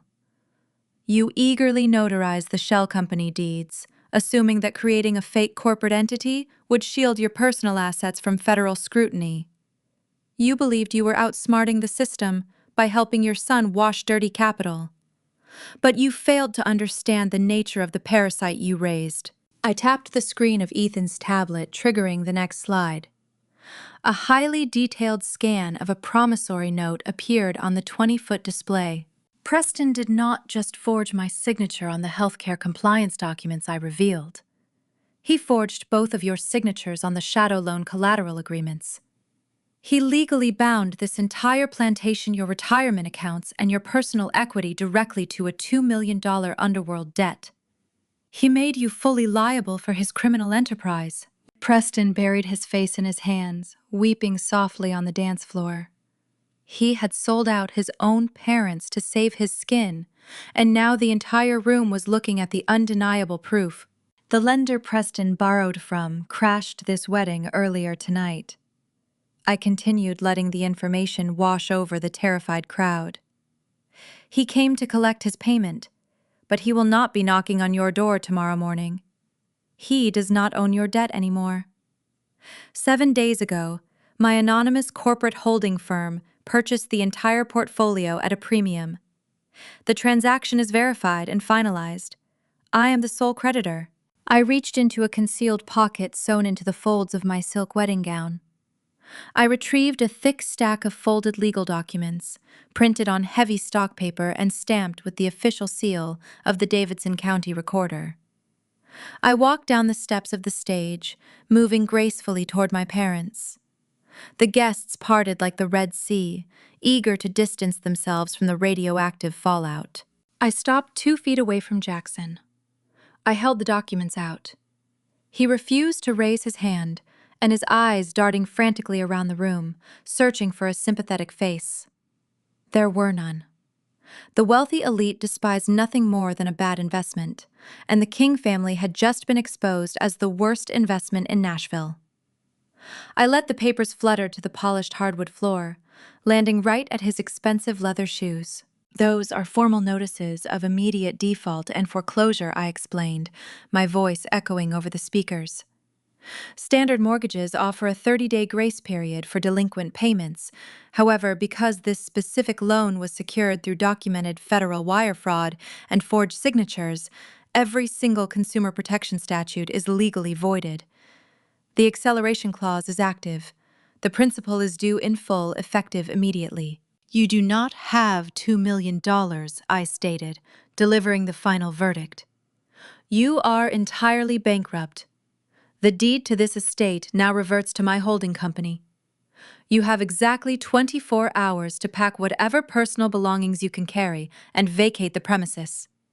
If you are still standing on my property tomorrow evening, my private security contractors will physically remove you for trespassing. The crushing weight of total destitution finally fractured Jackson's carefully curated facade. He realized his money, his status, and his home were gone in an instant. Desperate to derail the execution, he resorted to the only tactic he had left: theatrics. Jackson let out a sudden, strangled cry. He clutched his chest with both hands, his face contorting into a mask of feigned agony. He staggered backward, knocking over a tray of empty champagne flutes before collapsing onto the floor. He squeezed his eyes shut, breathing in loud, ragged gasps, trying to project the image of an elderly man suffering a catastrophic medical emergency. A year ago, the room would have erupted in panic. Doctors would have rushed to his side, guests would have screamed for an ambulance. Tonight, the reaction was chillingly different. The truth had already been displayed on the towering projector screen. The elite attendees saw the forged documents, heard the extortion recordings, and understood the depths of the family deceit. They knew this was just another performance. Instead of rushing to help, the high society guests physically stepped away. They gathered their expensive coats and designer purses, exchanging expressions of profound disgust. They looked down at Jackson writhing on the floor, the same way one might look at a rat caught in a trap. They refused to enable the manipulation any longer. Marianne knelt beside her husband, sobbing hysterically, begging the hospital board members for assistance. The executives simply turned their backs, walking toward the exit doors to avoid any association with a confirmed financial fraudster. The isolation was undeniable. I turned my attention back to Preston. He had watched his wife flee, his parents lose their home, and his fake empire crumble into ash. The heavy sedative had worn off, replaced by a surging tide of toxic adrenaline. He realized the trap was inescapable. There was no money left to steal, no lies left to spin, and no family members left to sacrifice. I stood in the center of the dance floor, pristine and unbothered, watching the gears of his mind snap. The financial ruin was finalized, but a cornered animal is always at its most dangerous just before the end. He pushed himself off the hardwood floor, his hands curling into tight, shaking fists, his eyes locking onto me with a dark, unhinged fury. Preston hauled himself upright. The polished hardwood floor offered no traction for his expensive leather shoes, causing him to stagger like a drunkard. The intoxicating illusion of his corporate superiority had evaporated, leaving behind a hollow, feral desperation. For his entire life, my brother operated under the assumption that his actions carried zero consequences. Our parents shielded him from every failure, paying off his debts, covering up his mistakes, and projecting his mediocrity as brilliance. He was a man accustomed to screaming until the world bent to his demands. Now stripped of his wealth, his wife, and his fabricated reputation, he possessed nothing but raw, unfiltered fury. He locked his bloodshot eyes on me.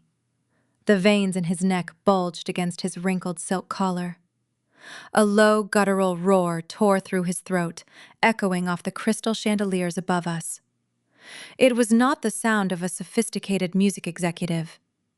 It was the primal scream of a cornered predator, realizing it had stepped into a fatal snare. He lunged forward. His heavy footsteps thundered across the dance floor. He closed the distance between us with terrifying speed, his fists raised, aiming directly for my face. I did not flinch. I did not step back or raise my hands to protect myself. I stood my ground, my posture straight, the heavy silk of my wedding gown brushing against the floorboards. Ethan shifted his weight beside me, his muscles tensed, ready to intercept the strike. But the intervention I orchestrated did not require my husband to lift a finger. Before Preston could cross the final 3 yards, a deafening crash obliterated the tense silence of the reception hall. The heavy oak entrance doors of the plantation ballroom burst inward. The thick wood splintered around the brass hinges, striking the adjacent walls with the force of a detonation. A swarm of figures clad in dark tactical gear poured through the breached threshold. The sharp contrast of black Kevlar vests against the pristine white magnolias and delicate chiffon drapery created a surreal, terrifying tableau. A dozen agents from the Federal Bureau of Investigation, spearheaded by the Financial Crimes Division, flooded the venue.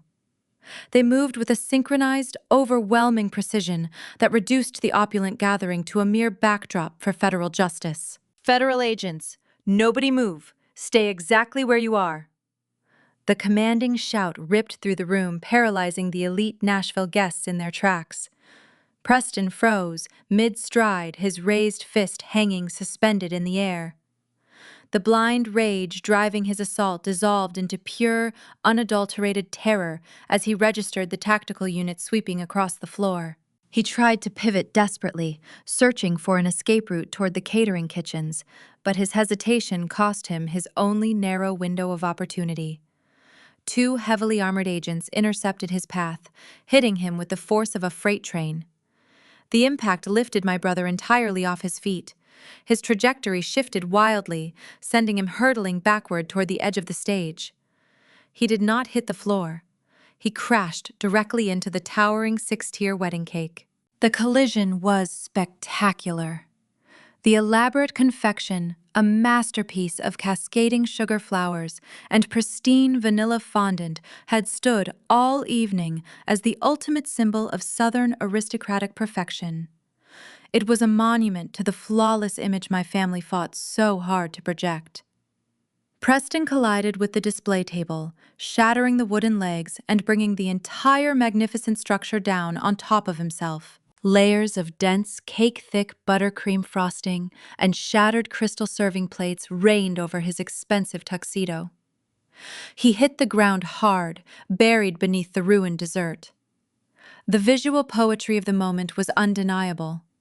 The golden child, who had spent his evening boasting about his untouchable status, was now pinned to the floor, covered in the sticky, ruined remnants of the very wedding he tried to destroy. The lead agent did not hesitate. He advanced on the wreckage, dropping his knee firmly into the center of Preston's back. He grabbed my brother's wrists, twisting them sharply behind his waist.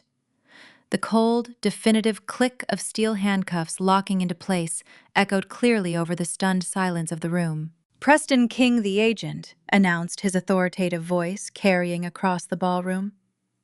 "You are under arrest. You are hereby charged with aggravated identity theft, grand embezzlement, and federal money laundering." Preston thrashed weakly against the hard wood, coughing up a mixture of dust and frosting. He tried to speak, attempting to formulate one last desperate lie, but the sheer weight of the agent pressing into his spine silenced him. His bespoke suit, once a symbol of his fabricated executive power, was now smeared with literal dirt and crushed dessert. The tactical sweep did not end with my brother. The agents fanned out their eyes, scanning the terrified crowd until they located their secondary targets. Jackson lay on the floor near the dessert station, still clutching his chest in a pathetic attempt to feign a cardiovascular emergency. A female agent approached him, her expression carved from stone. She did not call for a paramedic. She reached down, grabbing him by the shoulder of his tailored jacket, and hauled him roughly to his feet. His miraculous recovery was instantaneous the moment the handcuffs appeared. Marianne shrieked, batting her hands wildly as a second agent secured her wrists. "This is a mistake," she wailed, her pristine high society facade crumbling into hysterical panic. "We did not do anything wrong. We are victims here. Our son handled all the paperwork. You cannot arrest us. We are respected members of this community." "Ma'am, you are under arrest for conspiracy to commit wire fraud and the fraudulent notarization of federal documents," the agent replied, his tone devoid of any sympathy. "Your signatures are on the shell company deeds. You have the right to remain silent. I highly suggest you use it." The 300 elite guests watched the spectacle in horrific fascination. These were the hospital board members, the music industry titans, and the wealthy socialites my parents had spent 2 decades desperately trying to impress. They stood clutching their champagne flutes, staring at the King family with expressions of profound revulsion. The people who prided themselves on their impeccable reputations were witnessing the ultimate social disgrace. They saw the Golden family exposed not just as frauds, but as common criminals being dragged away in restraints. Jackson stumbled as the agent marched him past the front row of tables. He locked eyes with a prominent local judge he frequently golfed with, silently pleading for intervention. The judge simply turned his back, signaling the absolute end of my father's influence. Marianne sobbed uncontrollably, her designer gown dragging along the floor, stained with the metaphoric dirt of her lifelong deceit.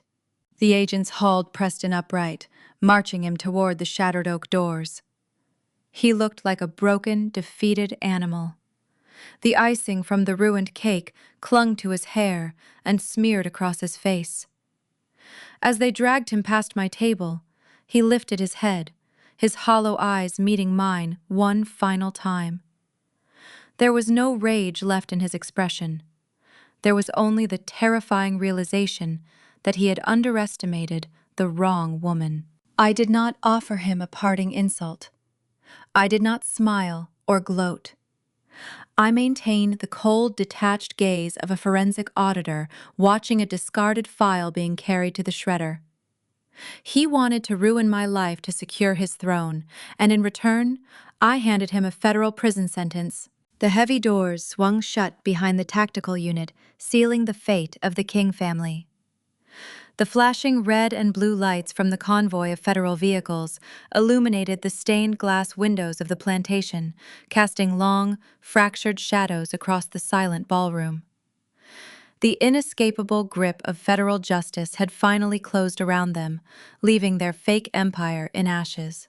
The flashing lights of the convoy faded into the Tennessee night, leaving the reception hall bathed in a profound, heavy stillness. 300 guests remained rooted to their chairs. The only sound navigating the cavernous space was the soft hum of the air conditioning unit and the gentle clinking of a single crystal glass rolling across the polished hardwood floor. The shattered oak entrance doors stood as a jagged monument to the swift execution of federal justice. My family had been excised from the room like a localized infection. I stood on the elevated stage, surveying the breathtaking quiet. My custom silk wedding gown remained pristine, untouched by the flying debris of the ruined dessert station. I did not shed a tear. I did not clutch my chest or perform a theatrical display of heartbreak for the captive audience. Instead, I smoothed the fabric of my skirt and descended the wooden stairs with measured, deliberate steps. The elite crowd watched my approach with wide, unblinking eyes. They expected the bride to collapse into a puddle of weeping devastation. They expected me to flee the room in shame. I denied them that spectacle. I caught the eye of the catering director. He stood frozen near the kitchen's swinging doors, clutching a silver serving tray like a shield. I offered him a polite, reassuring nod. "Please clear the debris near the dance floor," I instructed, my voice echoing clearly across the silent room, carrying the calm cadence of a board meeting. "And bring out the reserve champagne. We still have a celebration to finish." The catering director blinked, shaking himself out of his stupor. "Yes, ma'am," he stammered, gesturing frantically for his staff to resume their duties. The waiters scurried across the floor, sweeping up the frosting and broken china, restoring order to the historic estate. I treated the traumatic arrest of my parents and brother not as a tragedy, but as a routine administrative cleanup. The sheer normalcy of my reaction sent a ripple of deep, unsettling awe through the high society attendees. I walked toward the far corner of the ballroom where Ethan stood conversing with the lead investigator of the Financial Crimes Division. The agent had remained behind while his tactical team transported the prisoners. He wore a dark, tailored suit that blended seamlessly with the affluent crowd, though the distinct shape of his shoulder holster betrayed his true profession. Ethan reached into his inner breast pocket and retrieved 2 sleek titanium hard drives. He handed them to the investigator. "Those contain the raw, unedited network logs," Ethan explained, his tone matching the cool efficiency of a cybersecurity audit. "You will find the complete offshore routing architecture Preston used to filter the syndicate capital. The drives also hold the forged medical vendor contracts bearing the falsified notary seals provided by Jackson and Marianne. Every transaction is timestamped and traced back to his specific IP address." The agent accepted the drives, sliding them securely into an evidence pouch. "We monitored the live audio feed during your confrontation in the holding suite," the investigator confirmed, fixing his sharp gaze on me. "His verbal confession provided the exact probable cause we needed to bypass the standard grand jury delays. This digital ledger bridges the remaining gaps. It is an airtight prosecution package." "What is the projected sentencing matrix?" I asked, keeping my posture rigid. The investigator zipped the evidence pouch. "Given the interstate racketeering charges, combined with grand embezzlement and identity theft, he is looking at a mandatory federal minimum. The judge will not show leniency for washing cartel funds through domestic supply chains. Your brother faces 20 years behind bars, before parole is even a mathematical possibility." Your parents will likely secure plea deals given their ages, but they will not escape prison time for conspiracy. Thank you for your swift intervention, I replied, offering a crisp handshake. The agent nodded, turning on his heel and walking out through the ruined front doors. The legal autopsy was finished. The diagnosis was terminal for the King family legacy. As Ethan and I turned back toward the main floor, a distinct group of guests separated themselves from the lingering crowd. 3 senior executives from my hospital network approached us. These were the exact individuals Preston had intended to manipulate. He hired those fake detectives, hoping to orchestrate a drug scandal right in front of these specific decision-makers. He wanted them to witness my ruin, so they would strip me of my compliance director title. Instead, they witnessed me orchestrate a flawless federal takedown of a money laundering syndicate. The chief executive officer, a formidable woman named Virginia, halted a few feet away. She adjusted her designer shawl, her piercing eyes studying my face. In the corporate healthcare sector, vulnerability is often viewed as a fatal liability. Executives are expected to navigate crisis with unshakable fortitude. Ruby Virginia started her voice low, but carrying a newfound weight of profound respect. When the evening began, we were under the impression this would be a standard social obligation. We certainly did not anticipate a front-row seat to a federal sting operation. I offered a subtle, unapologetic smile. I apologize for the unexpected interruption to the itinerary, Virginia. My brother attempted to utilize our logistics network to filter illicit capital. He assumed family loyalty would blind me to his regulatory violations. It was necessary to correct his miscalculation. Virginia let out a dry, humorless chuckle. She glanced at the ruined dessert station and the empty chairs where my parents had been sitting just an hour ago. You uncovered a severe security threat and neutralized it before our institution suffered any reputational damage, she noted. You did not flinch when the collateral damage involved your own bloodline. That requires a rare brand of ruthless precision. The other 2 board members murmured their agreement, their previous polite demeanor shifting into genuine professional reverence. They no longer saw me as just a capable administrator. They saw an apex predator. By refusing to let sentimentality cloud my judgment, I had proven my capacity to protect the hospital network at all costs. We have a quarterly review meeting scheduled for next month, Virginia continued, smoothing the fabric of her evening gown. I believe it is time we discuss expanding your department. The logistics network requires a vice president who understands how to enforce the rules without hesitation. We will talk on Monday. I look forward to it, I replied. The executives returned to their tables as the catering staff began pouring fresh glasses of vintage champagne. The murmurs returning to the room were no longer laced with shock.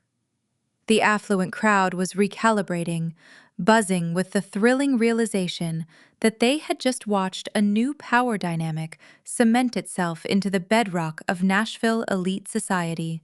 I stood beside my husband, looking out over the flickering candlelight of the reception. For decades, my parents conditioned me to believe that avoiding conflict was the only way to maintain peace. They taught me to swallow my pride and accept their subtle insults and shrink myself to allow Preston to shine. They equated compliance with survival. Tonight dismantled that toxic philosophy. True power does not stem from avoiding the storm. True power comes from stepping directly into the center of the hurricane, charting its wind currents and redirecting the destruction toward your enemies. I mastered the conflict using cold, calculated metrics. I weaponized the truth against their illusions. Ethan wrapped a steady arm around my waist, breaking my intense reverie. The venue is secure, he murmured, leaning close to my ear. The federal agents have transported them to the downtown holding facility for booking. The initial phase is complete. I took a slow sip from my crystal flute, letting the crisp bubbles wash over my palate. The criminal threat was neutralized, but the battlefield was not yet entirely cleared. The intricate web of my family deceit extended beyond the forged vendor contracts.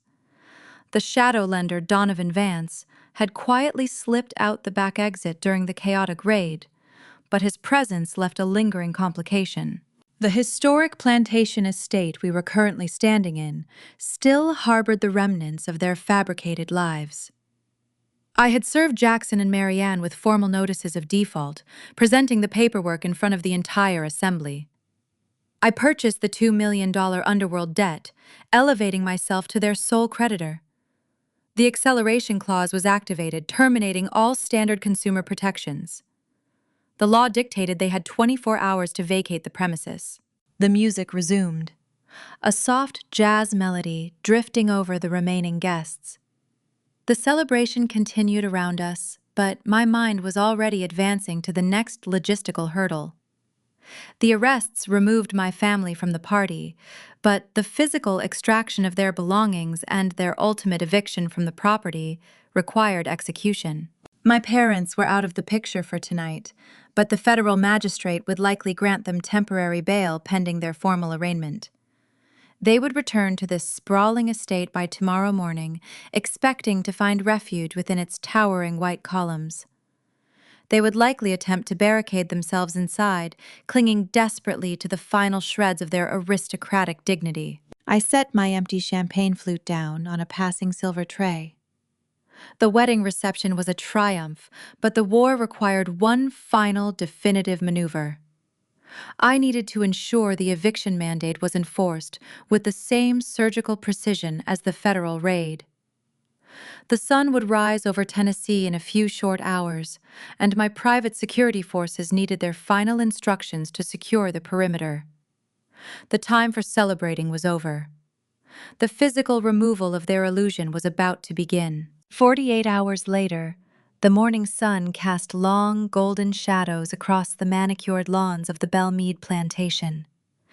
Ethan and I sat in the rear of a sleek black luxury SUV parked across the street from the wrought iron gates. The tinted windows provided a perfect unidirectional viewing gallery. We were invisible spectators, watching the final act of a self-inflicted tragedy unfold in real time. Before the sun rose today, Ethan intercepted the remaining digital breadcrumbs left by the shadow lender.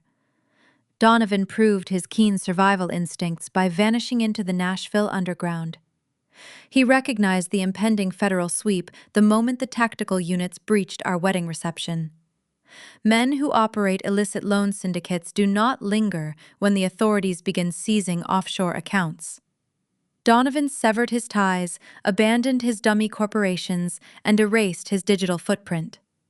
His rapid departure cut the final thread connecting my family to the criminal underworld, leaving Jackson and Marianne to face the legal fallout alone. My parents managed to secure temporary bail yesterday afternoon, courtesy of a predatory bail bondsman who took the last of Marianne's inherited jewelry as collateral. They returned to the historic estate last night, expecting to regroup and formulate a defense strategy behind closed doors. They clung to the delusion that their ancestral home would shelter them from the storm. They failed to realize the deed no longer bore their names. Promptly at 8 o'clock, my private security contractors arrived at the property. They did not wear the yellow-lettered windbreakers of the Federal Bureau. They wore unmarked charcoal uniforms, representing the cold administrative authority of my corporate holding firm. The eviction mandate I served during the reception carried a strict 24-hour enforcement clause. The grace period expired at dawn. Through the tinted glass, I watched the heavy front doors swing open. 2 security officers flanked the entrance, standing like silent sentinels. Jackson emerged first. The patriarch who spent his entire life projecting an aura of Southern aristocracy now looked fragile and hollow. His posture slumped beneath the weight of impending federal indictments. He wore a rumpled gray sweater and faded khakis, a sharp departure from the custom-tailored tuxedos he usually favored. He argued with the security chief, gesturing frantically toward the towering white columns. The chief remained stoic, simply pointing a gloved hand toward the public sidewalk. Marianne followed her husband down the brick pathway. For 3 decades, she reigned over the local country club, dictating social hierarchies and crushing anyone who defied her rigid standards. She demanded perfection from everyone except her golden child. Now her carefully dyed hair hung limp around her pale face. She did not carry her signature designer handbags. Instead, she clutched 2 black plastic trash bags filled with whatever garments she could hastily gather before the contractors locked the master suite. The visual of my mother hauling garbage bags across the pristine lawn captured the essence of their ruin better than any court document ever could. The thin plastic stretched over the sharp edges of shoeboxes and tangled hangers. One bag caught on a manicured rose bush, tearing a jagged hole near the seam. A silk scarf spilled onto the grass. A contractor stepped forward, scooped up the fabric, and tossed it back into her arms without a single word of deference. The morning commute brought a steady stream of luxury sedans and European sports cars down the affluent suburban street. These were the neighbors who attended my parents' charity galas.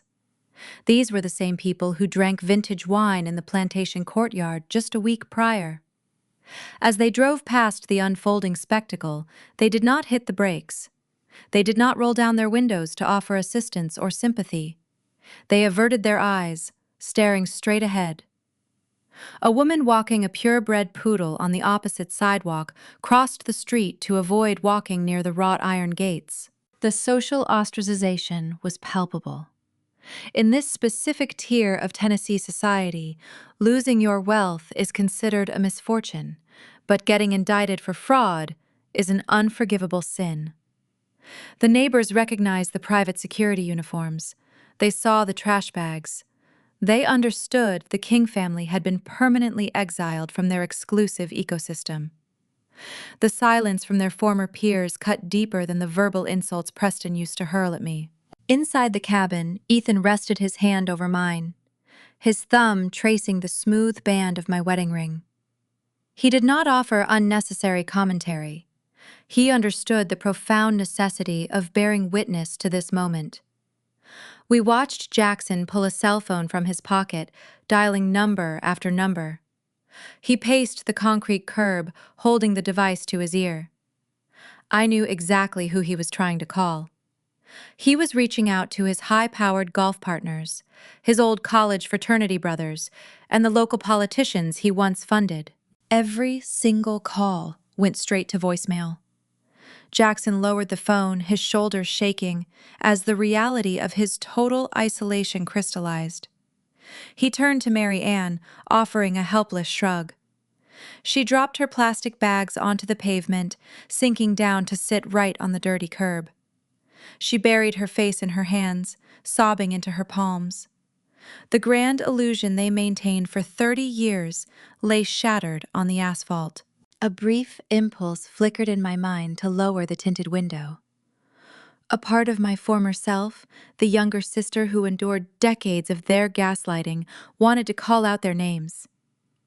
I wanted to see the look on their faces when they realized the daughter they deemed a disposable asset was sitting in a luxury vehicle orchestrating their eviction. I felt a fleeting desire to demand an apology for the years of emotional neglect. But I quickly extinguished that thought. Rolling down the window would provide them with a target.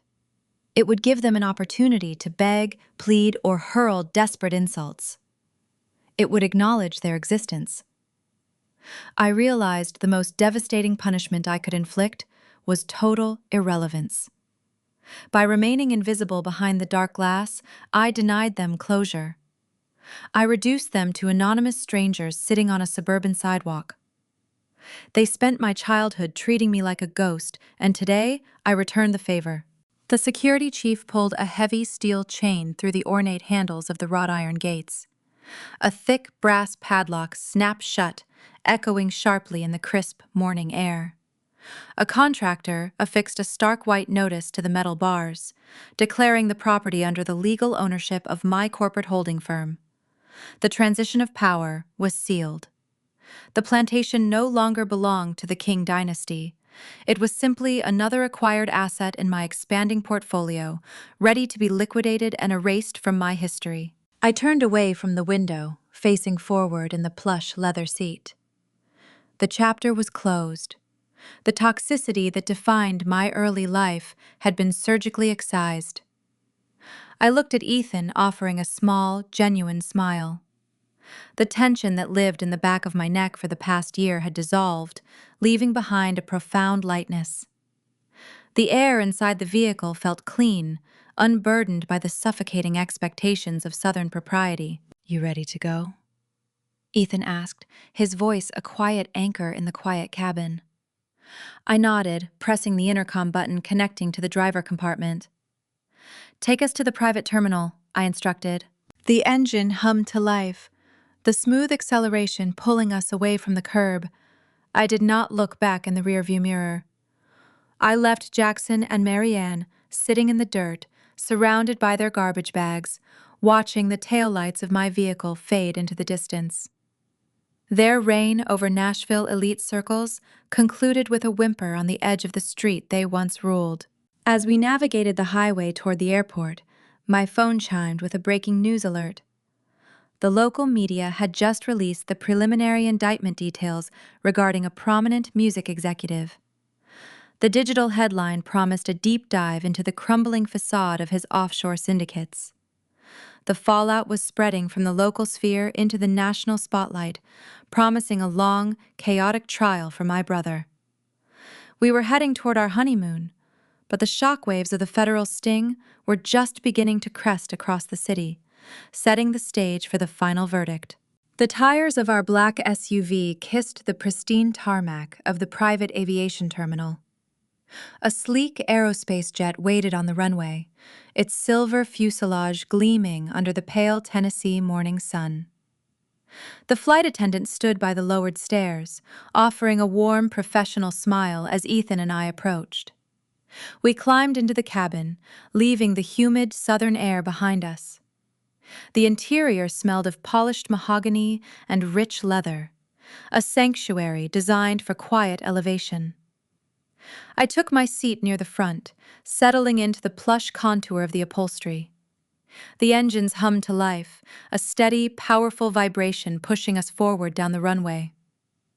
As the wheels lifted off the ground, the sprawling green canopy of Nashville shrank into a patchwork of tiny, insignificant grids. The city that harbored my childhood ghosts was rapidly disappearing below the clouds. I reached for the remote resting on the console and powered on the flat-panel monitor mounted on the bulkhead. The screen flickered straight to a local news broadcast. The polished anchor sat behind a glossy desk, adjusting his papers before looking directly into the camera. The breaking news banner scrolled across the bottom of the screen, displaying the name of the failing music management firm my brother once used as his personal playground. The anchor announced that a prominent Music Row executive was formally denied bail by a federal judge this morning.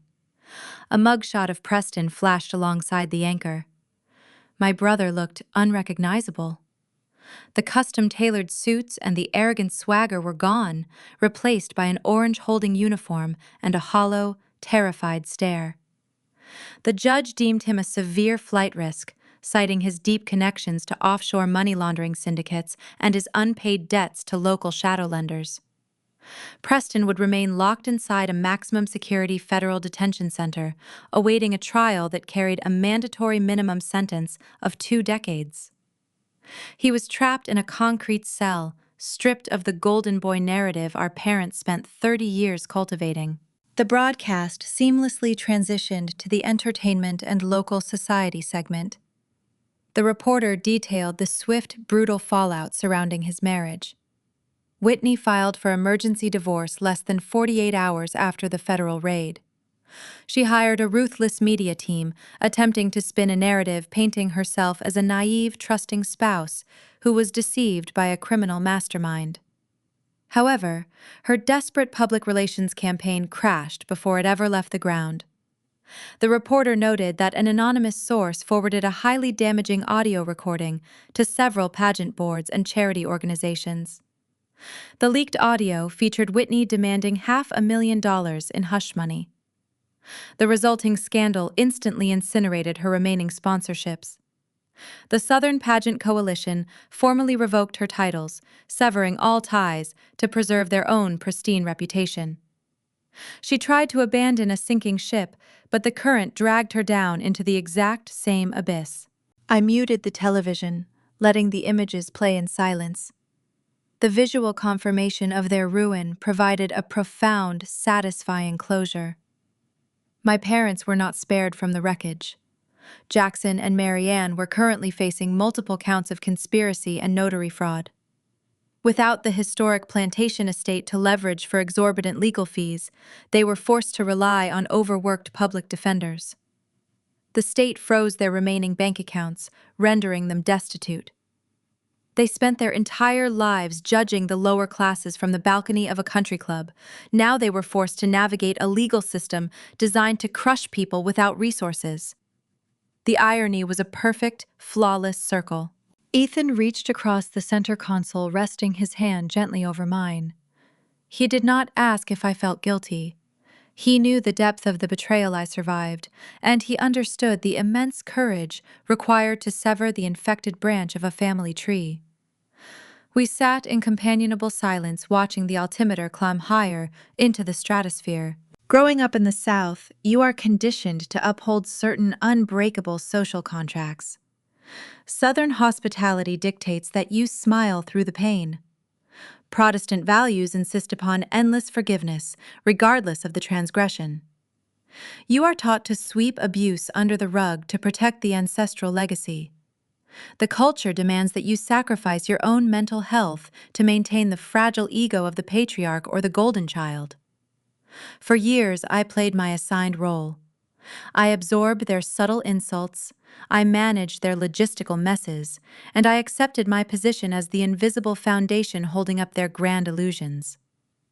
I believed that enduring their cruelty would eventually earn their respect. I was wrong. Biology does not demand loyalty. Sharing a bloodline does not grant someone a free pass to exploit your resources or endanger your freedom. I learned the hardest lesson a daughter can learn. You must never set yourself on fire simply to keep toxic people warm. They viewed my quiet diligence as weakness.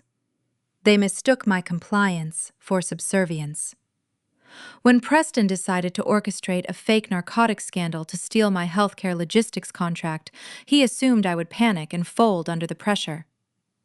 When my parents notarized the fraudulent shell companies, they believed my career was a worthwhile sacrifice for their own financial salvation.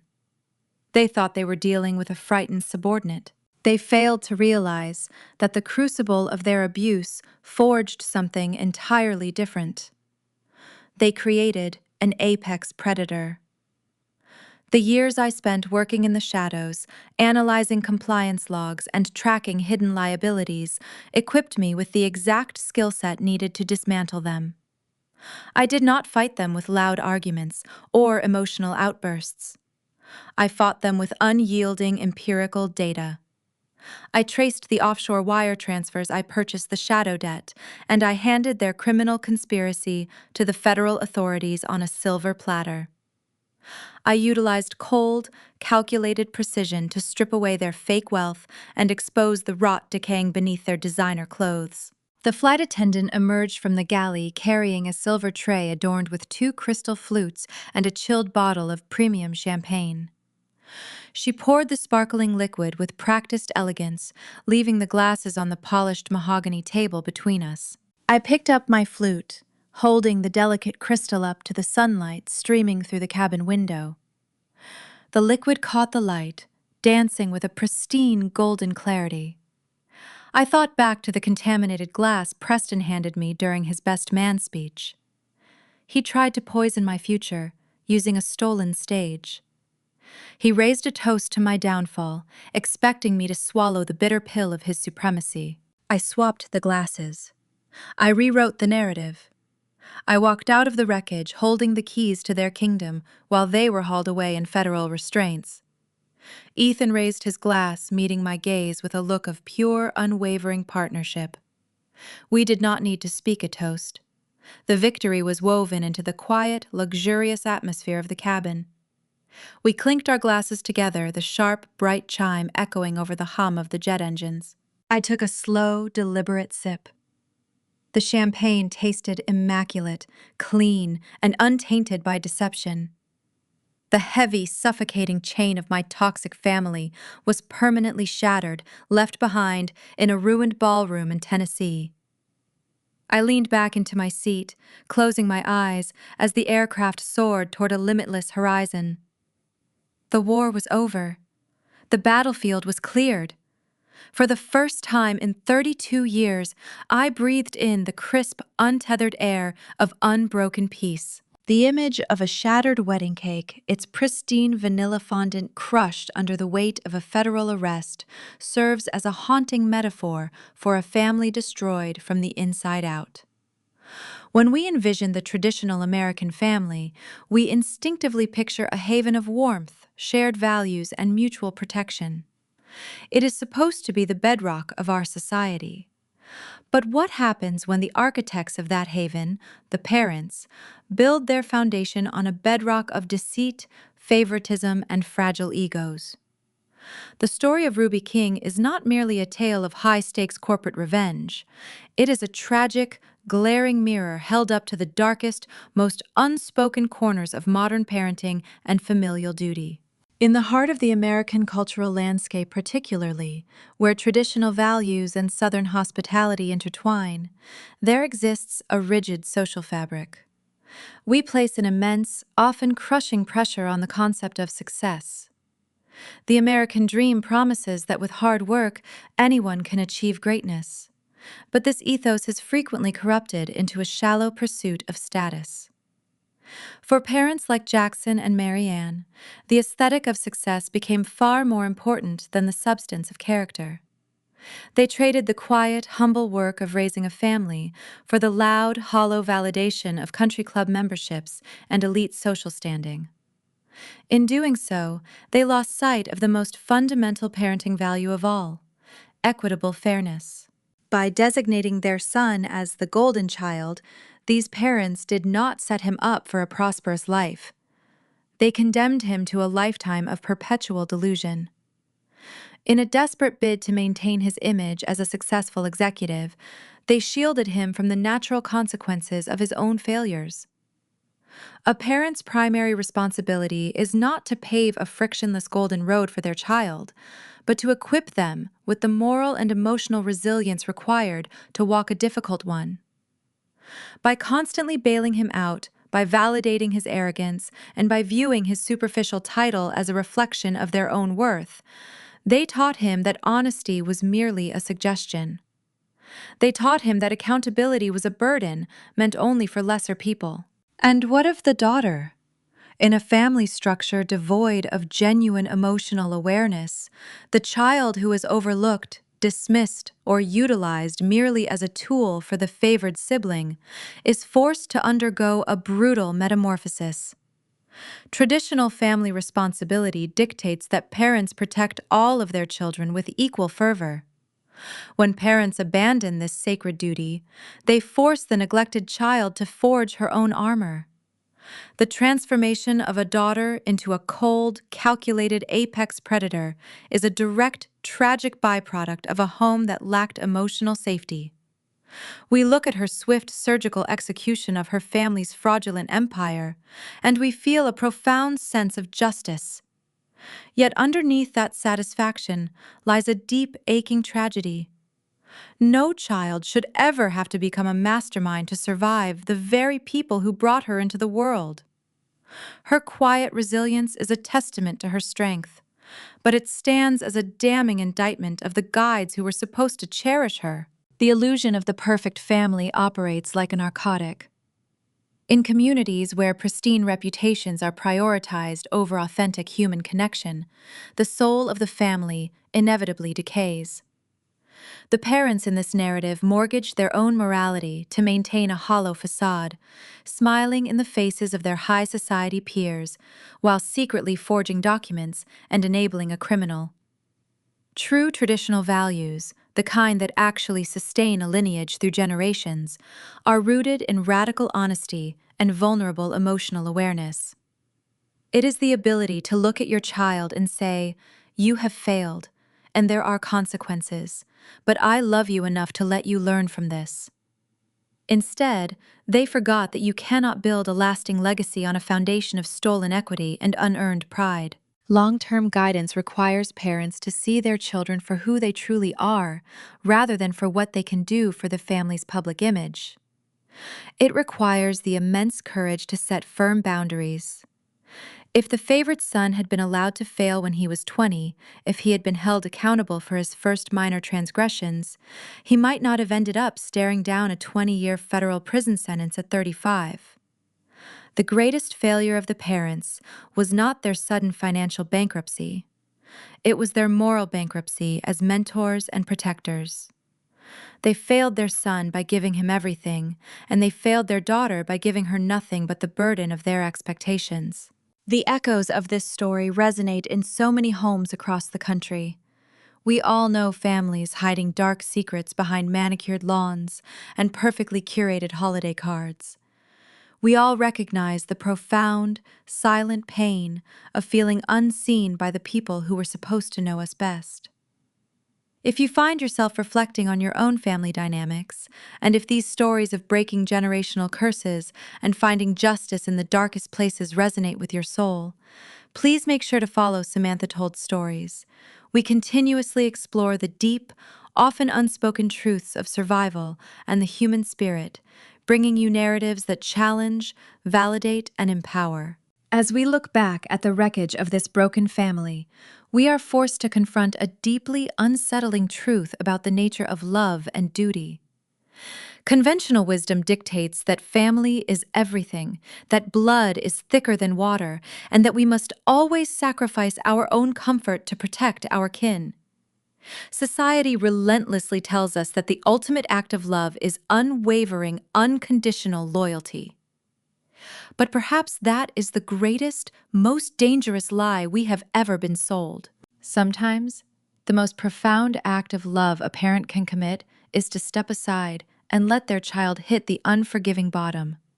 And conversely, the greatest, most courageous act of self-preservation a child can commit is refusing to be the net that catches them. We are conditioned to believe that walking away from family is a fundamental failure of character. But when the blood in your veins is being used to poison your future, severing the tie is not an act of betrayal. It is an act of spiritual survival. Look closely at the architecture of your own life. Are you building a sanctuary based on undeniable truth? Or are you desperately holding up the walls of a beautifully decorated prison? The answer lies not in how your family looks to the outside world, but in what you are willing to burn to the ground to finally see the light.